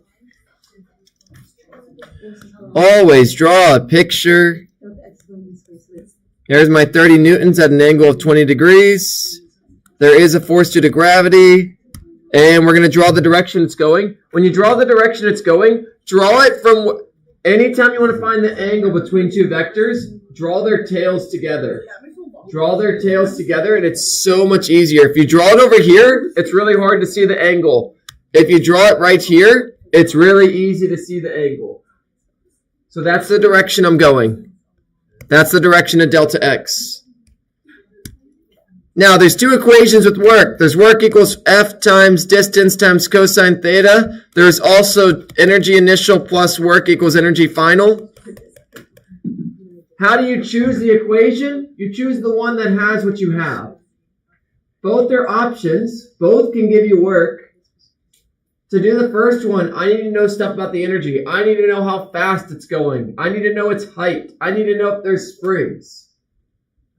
We do know roughly its height. We know it's on flat ground. I have no clue how fast this thing's going. Can't do it. Can't do energy. Don't know how fast it's going. That immediately rules it out. So we're going to use the second one. My force is 30. The distance I travel is 3. And my angle here is going to be 20 because the angle between the direction of motion and the direction I'm going is 20 degrees. The direction I'm going in the force is 20 degrees. When I originally asked this problem to you all, I asked you for the work done by gravity. And the answer was 0. Because the angle between the direction I'm going and gravity is 90 degrees, cosine of 90 is 0. So, I've given you all lots of versions of these. Ones where the angle I give you is the angle you use. Ones where the angle I give you is not the angle you use. Just be careful. Just because I give you a number and a problem doesn't mean you're going to just chuck that in an equation. Sometimes you do, sometimes you don't. So don't just fall in the habit of just chucking it in. Make sure you know why, what, all that good stuff. And if you want a lot more practice, I did this problem here and I had you all do it, this, whatever, test review. Yeah, that's good. All right, again, the rest of these are fine. To be honest, I've done so many conservation of energy problems at this point that I'm like, I'm just not going to. There's so many of them. So many. If you all want to look at a conservation of energy one, just look at a previous one. I see a hand, kind of. So, for the last one. Nope. Because we only, so the question was, we don't care about mass, we don't care about gravity, correct? Because we're saying how much work does the person do? So we only care about the force the person applies. If you're finding the work done by gravity, then you would need to find the force due to gravity, which is m times g. Yeah, anytime we talk about work, you only care about the force that I'm referencing. Work done by person, force done by person. Work done by gravity, force done by gravity. Work done by tension, force done by tension. Yeah, so the question is, doesn't the force of the person have to fight the gravity? Yes. But at the end of the day, I straight up tell you this is how much the person is pulling with. So that's just like flat, done. That's how much their force is. If you're doing the gravity one, yeah. Yeah. So that's the one I did on test 2 review. If I was asking for the work done by gravity, the answer would be 0 because the cosine of 90. So if you like wrote it all out, you would have force of gravity, which is mg, but you actually don't really care because, yeah. Again, test 2 review, that one's there. Good one to check out as the kind of opposite case. This one's good to check out from test 2 review. Just a reminder, if you're like, what the heck was he talking about? And again, I'm not going to do a conservation of energy one because I've done so many of them and they're, in my opinion, very formulaic. What energy do I start with? Plus work equals what energy do I, so many. And also for the sake of time. All right, momentum. I also view momentum as very straightforward. And from what I saw in the last test, people did a great job with momentum. The only mistake we saw was on the free response where people forgot that it's a vector and you have to break it into x and y. You have to break it into x and y. There was a problem, a free response problem of a car is going to the right and a car is going up and they run into each other and they stick together and you got to find the final velocity. To the right is in the x direction. Up is in the y direction. You had to do conservation of momentum 2 times. So there's a problem on the test. The one I recommend you all kind of, if you don't know what I'm talking about, you're confused. On the free response on the test, that's a good one to do. Car goes up, car goes right. Here, let's just make one real quick. They're really easy to make. What do I want to have? A person is running to the right. Another person is running with a velocity vector of 70 kilogram, 80 kilogram, velocity vector with a velocity of 5 meters per second. That's reasonable. 3i minus 2j. If they run into each other and get stuck together, what is their final velocity?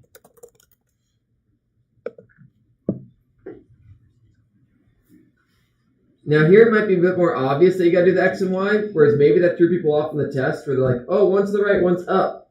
They don't have components. They do, like, one's to the left, one's up, those are perpendicular, you gotta do it. So yeah, we'll do this, and then honestly, there's only one more thing I need to mention, momentum, then we'll do fluids, and then we'll get to rotation, and then we're done. So still easy. Oh, and I'll put the answer as always.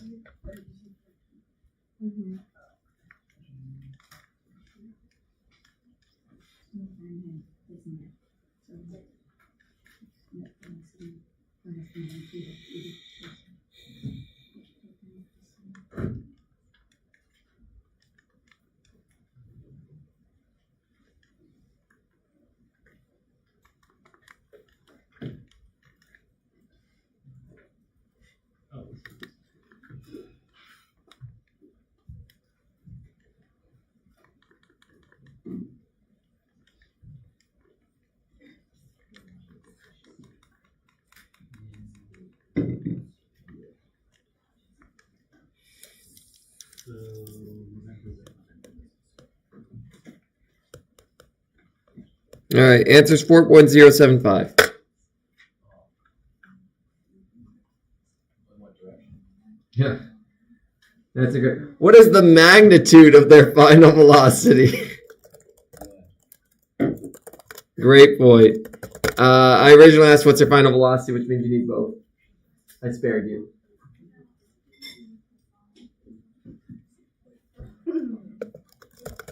Let's check direction in here. It's fun.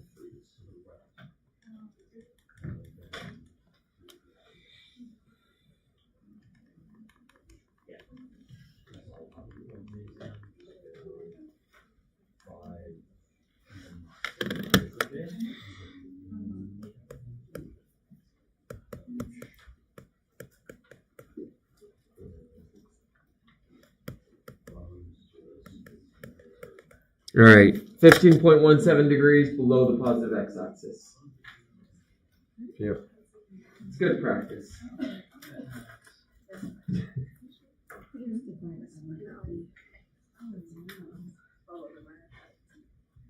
The velocity vector is the acceptable for AM, it might be asking a lot. Well, at some point the test will be 8 a.m. Yes, that's true. We can't do Yeah. What if I just show up to a hard Yeah. Yep. Great. Yeah, yeah. I think it's free. If you have the x and the y, you draw some arrows, No, I'm pretty sure. and then you build a triangle and find the angle. Okay, so then that would probably You be took a total. Yeah. Yeah, you would do. So the final answer here is they're gonna end up to the right, and they're gonna end up down. Like that's once you do the math, you're gonna see that. So you're gonna have an arrow pointed to the right, you're gonna have the arrow pointed down, and then you draw a line here. So you'll just build a right triangle, and then you're gonna find this angle. So go ahead and draw me an arrow to the right, and draw me an arrow that build me a beautiful right triangle. Yeah, and then make it a triangle. Great. Now the angle. So, because if I say the angle below the positive x-axis, this is the positive x-axis. So we can see this angle is below it. Whereas if this was instead up here, that'd be above it. If it was all the way pointed over here, we'd have to do maybe some geometry. Yeah. Yeah. All right. Split things in x and y.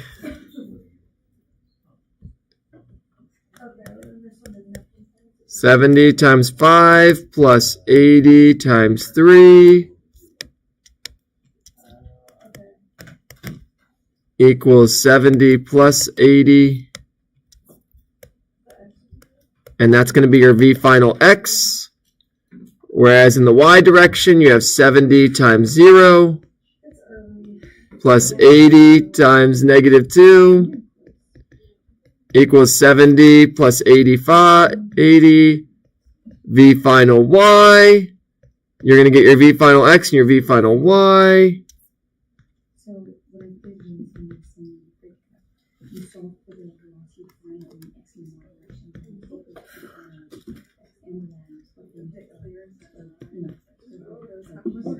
then what did you get for your v and x direction? 3?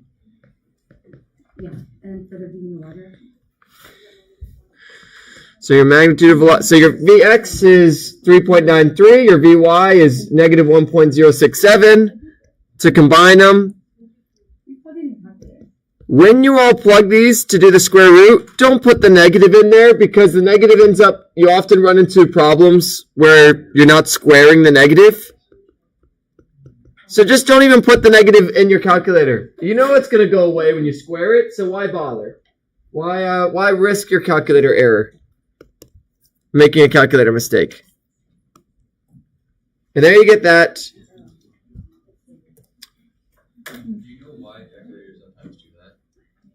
Yeah, so what's happening in a calculator is if you want to square that negative, you better put parentheses around it. Because if you do -3 squared in your calculator, it is interpreting this as -3 squared. Yeah, if you don't put parentheses, it doesn't know that that negative goes with it. Most calculators, that's how it goes. If you want something to be squared, you need to put in parentheses so that everything inside of it gets squared. Yeah. Just like when you do division, on the bottom, you should put parentheses to make sure everything gets divided. If you're not sure what your calculator is going to do with it, just add more parentheses until you are sure. Yep. I Yeah. can put parentheses on mine, it still doesn't work. Peter will assist. For the angle, draw a beautiful triangle. Vx is to the right. Vy is down. The combo of the two is this triangle here. If I find this angle, that will correspond to the angle below the positive x-axis. Like, you solve for that angle, and from our picture, we can see that's below the x-axis. How do you find that angle? SOHCAHTOA. Pick your poison how you want to do that.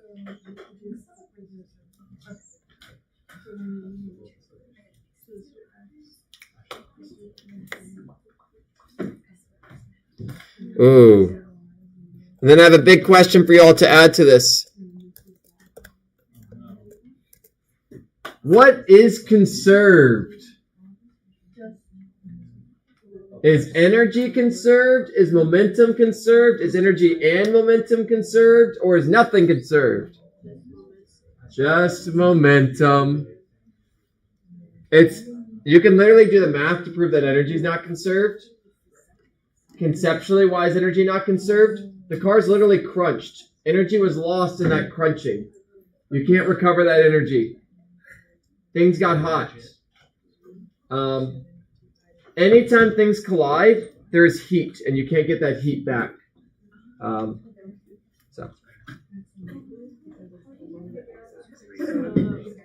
The angle? Yeah, so I'll just work that out because I haven't done an angle one yet. So here's my beautiful triangle at the top here. The size of this triangle is 1.067. The side of this triangle is 3.93. If you all want the angle, I got a triangle. I've got the opposite side. I've got the adjacent side. Technically, you have the hypotenuse if you really want. We've just found it. So you have all the options if you want to find the angle. SOHCAHTOA, pick your favorite. We tend to use tangent because we tend to have the opposite and the adjacent really easily. So tangent of theta equals opposite over adjacent. So theta equals tangent inverse of opposite over adjacent. So theta is going to equal tangent inverse of 1.067 over 3.93. This is going to spit out a positive angle of 15.17 degrees. And then we look at our pretty picture and we say, is that above or below? It's below. Because the picture. Which sounds like stupid or silly, but that's the benefit of the picture. The picture tells us where our angle actually is. In general, we like to measure from the positive x-axis. Why? It's convention. It's the standard. It's the reason like you all always want the floor to be y equals 0. It's just like the normal way of doing things. It's not always maybe the best way, but it works. It's a standard. It's nice to have standards.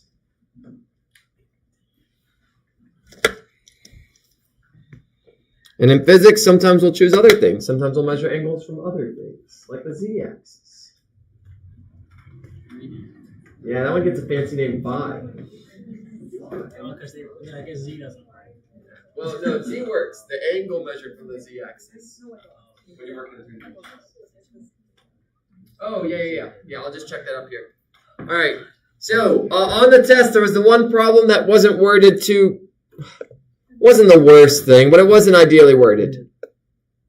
So I'm going to take this exact problem, chuck it here, If they run into each other and get stuck together, what's conserved?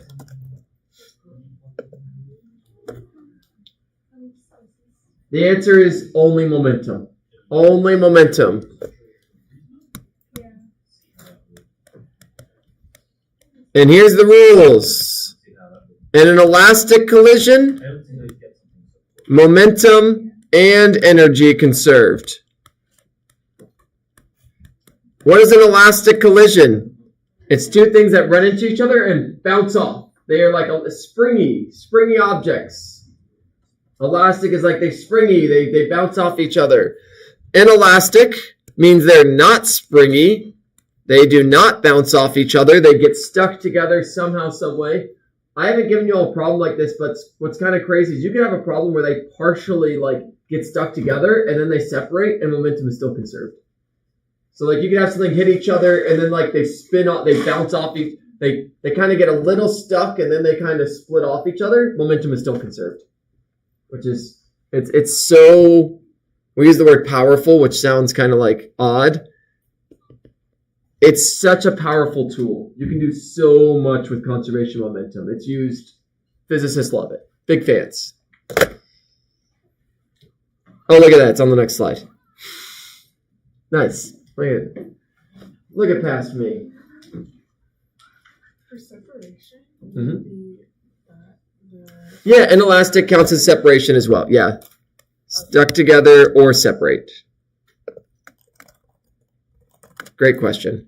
Yeah, so that was the question on the test where you had a log, and then it got hit by an axe, which was the thing that kind of threw things off. If I instead stuck an explosive in that log and exploded the log, momentum would still be conserved.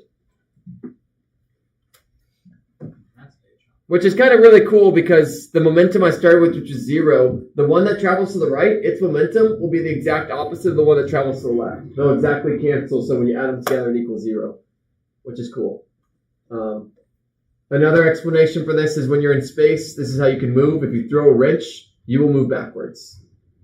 Or more extreme, if you shoot a bunch of hot gas behind you, you will move forward because the momentum is conserved. Hot gas goes left, your rocket goes right. If you add up all the momentum, somehow, some way, they'd all equal 0 if your rocket started at rest. Great. Center of mass. M times X over all the M's. M times Y over all the M's. And then we did some problems with that. I recommend just going through those and make sure you're cool with center mass. There is problems on it. Do not forget to count masses that are located at 0. Yeah. Yeah, that is a classic. Like this one. It's the one from test 2. When you add up the masses, so this problem I already solved for you all, but I'm just going to write it very, very, very quickly. Object A is 3 meters above the origin. Object B is to the left of the origin. Oh, no one's at the origin. All right, object B is at the origin. At 0 on one axis. If you rotated your axis? Yeah. That's terrible. That'd be so mean to solve it that way. All right, great. Let's make this really easy. Object A is 3 meters above the origin. Object B is at the origin. What's the distance from the origin to the center of mass? We're blessed. It's only in one dimension. So we're going to just do it in the X and the Y direction. So my Y center of mass is going to equal my sum of Y's times M's all over the M's. So Y center mass is going to equal 3 times 7 plus, and just to make this really explicit, 0 times, I didn't give a mass. What do you want the mass of object B to be? 15. It shall be 15 again. 15. All over. And this is the thing that Peter just said, which is very, very, I'm glad he did. It's a classic that people will be like, I don't need to care about it on the top, and then they'll forget to put it on the bottom. And then you get the center of mass is where object A is, and that doesn't make sense. You all know, looking at this picture, that the center of these two objects is somewhere in the middle. Somewhere. It's the center of the two masses. It's somewhere between them. Where? We got to do math. So you get 3 times 7 is 21 over 22, which is going to equal something less than 1. 0.954 meters, and it's positive, so done. And that's the answer. The answer is obviously not 1.664 anymore because I changed the problem.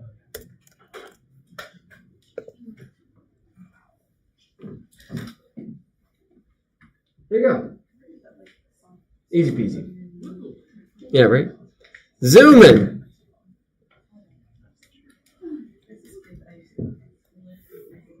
All right, and then fluids has all the things.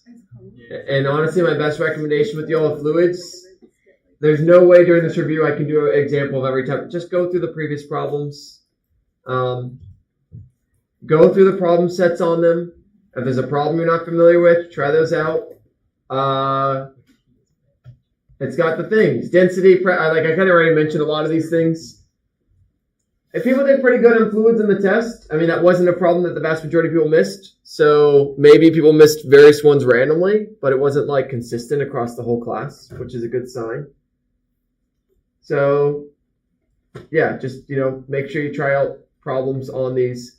If you don't feel like you've done enough, go through the problem set. There's I cover all the different types of problems I could possibly ask. If there's an area you feel like you have an area weakness in, find problems like that. When it comes to studying for the exam, you don't need to study everything. You just need to study the things you don't know, which sounds like obvious, but that can help to make your time efficient. That can help it to not seem as overwhelming. When you're studying, just pick an area, focus on that, do a few problems so you feel comfortable, then move on to the next thing, then move on to the next thing. Before you even start studying, make a big list of the things that you feel like you don't have confidence in. So as you go through it, you can check them off. It's kind of satisfying and it helps you keep track of everything. Organization, structure, all that stuff. All right.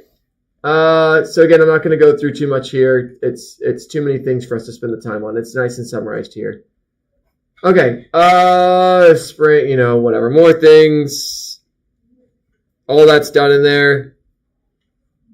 Oh, look at that fancy theta. I don't know why it's so fancy. There you go. Back to the normal one. Yeah, it's great. Yeah, I don't know why it said. It looks nice though. So reminder to y'all, you can go from theta to x, and w to v, and alpha to a by multiplying by r. This is only true of these three variables. We learned some more, like torque and force, and those don't follow that rule. Don't worry about this last line. Didn't give you all any problems on that, so you don't need to worry about it. Through the power of deleting, it's gone. 2048 did have to worry about that. Yay. Right-hand rule, remember how to find the direction of these things. So we practiced it, I got a wheel spinning clockwise, and it's speeding up. All right, find the direction of omega, find the direction of alpha.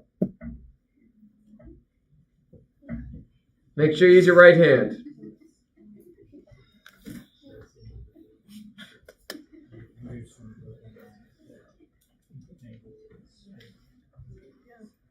So you take your hand, you curl your fingers, make your fingers look like the arrow. That's all you're doing here. Make your fingers look like those arrows. Curl them just like that. Your fingers can only curl one way. You can't, mine curl pretty good backwards. Most people's don't. Mine are quite flexible. Yeah. So your fingers only curl naturally one way. Utilize that. Curl them, great. Omega is into the page. Should alpha be the same direction or opposite direction? If I'm speeding up. Same. Because you're speeding up. If you're speeding up, they need to line up. If you're slowing down, they're opposites. That's what the rules say.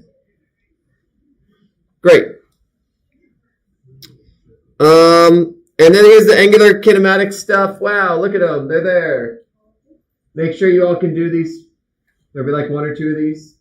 The thing with the final, and this is going to sound mean, there's only going to be like 1 or 2 questions from each kind of concept that's covered. So each week only gets 4 questions. I mean, do the math. We had 11 weeks, 40 questions. 40 divided by 11 is about 4. So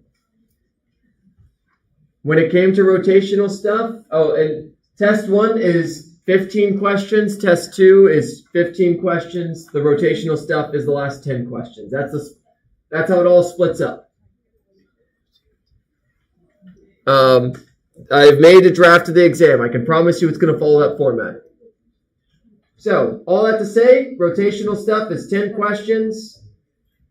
Each concept will be like 2 out of those 10 or something.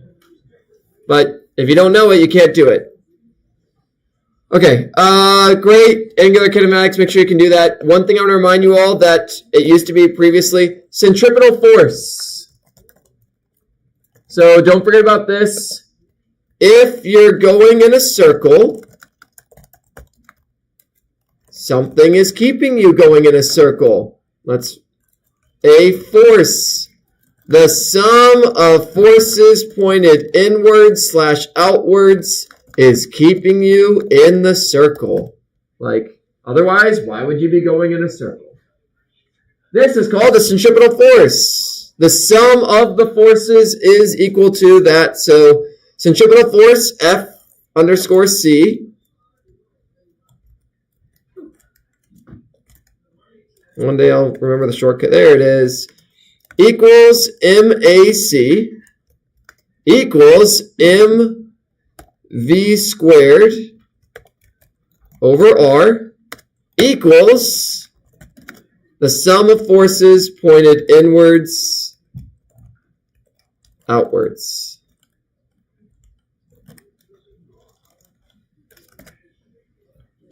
So this is like the important thing. And there was a few problems we did on this. Remember we did the roller coaster going in a circle. We did the car going around the track. Make sure you all were cool with that. Just to draw the roller coaster one. Remember the roller coaster?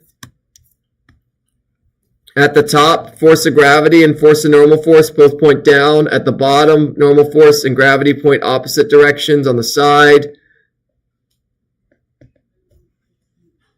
And at different places, the sums end up looking different. When you are force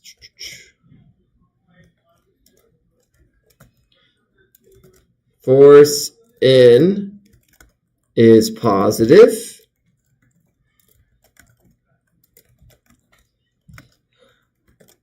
and force out is negative. Is it helping you stay in? Or is it not helping you stay in? And so make sure you all are cool with this. I'm going to put the slide here to remind you all that. It exists. It's a thing. There'll be a question or 2 on it. This does show up in the MCAT. Yeah. Funny enough, the rotation stuff, I realized this after the fact, and this is one that I don't know what to do with. MCAT, as far as I can tell, basically has nothing about moment of inertia, which is kind of interesting. But it does have centripetal force, and it does seem to have torque on some level. Anywho. All right, speaking of moment of inertia, oh, look, an integral, and pretend like it's not there. And this thing, too, don't worry about that either.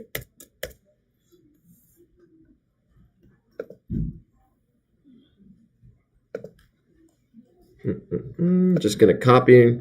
You don't need to have these memorized. They're on the formula sheet. I've updated the formula sheet to be the one that is going to be on the final exam based upon the final exam I've made.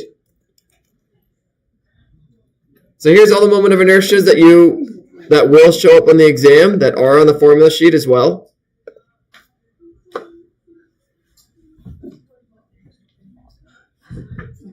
And then you just use them. And instead of wherever there's an I in an equation, you find the right shape and you put this in there. And it's not too bad. Again, if you haven't gone through the problem sets and the quizzes, this rotation stuff, you do have to practice like everything else we've learned in this class. If you don't practice it, you're not going to know how to do it. That's just the reality. It's at least the very likely chance, unless you want to try to learn it on the exam, which is suboptimal. All right, great. Torque is just like force for a rotating object. Torque equals I alpha. Torque equals RF sine theta. You can set them equal to each other and do things. Torque is the reason things rotate. Reddy chatted about that. Matters about the angle, the force, the thing.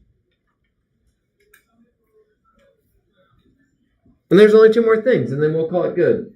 I'm not going to really... I don't plan on doing any additional practice, so we're going to finish a couple minutes early. If you want to stick around and you want to practice these, I'll help you out with these. But because we literally just finished this 2 days ago, doing extra practice on it feels a little, I don't know. Yeah, a little redundant, Mike. Yeah. But again, I'm happy to stick around and help people with it. Rotational energy exists. It's 1 pi omega squared. Conservation of energy, make sure there's 3 or 4 problems on that in the problem set. There's 1 on the quiz. I already told you all there's going to be a problem like it on the test. And conservation of angular momentum, same thing. This is important for you all to be able to do a problem like this on. Problems in the problem sets, problems on the quiz. Problems on the practice exam. Make sure you practice them. The L I start with equals the L I end with. And I need to clarify here the sum of the L's I start with equals the sum if I have multiple objects. And that's the entire class. I'm doing it now. Yeah, it's the entire semester. Yay! Good job, everyone. You did it. We did it. Collaborative effort, right? You all learned a lot of physics. How much does it benefit your day-to-day life? Don't know. But hopefully you look at the world and you think, wow, it's a little bit more, you can understand a little bit more of the why. That's all physics is. It's a bunch of looking at the world and saying why. And now you can think a little bit more about it. So when you said that speeding up and speeding up Yep, just like you. Yeah, just like, okay, I'm moving to the right. If I'm slowing down, what's the direction of my acceleration? you're slowing down, Because they're opposite. Because it's the exact same. would one always be out of range? You gotta do that. 7 a.m. Yeah. Thank you very much. Just like a moving object, there's no guarantee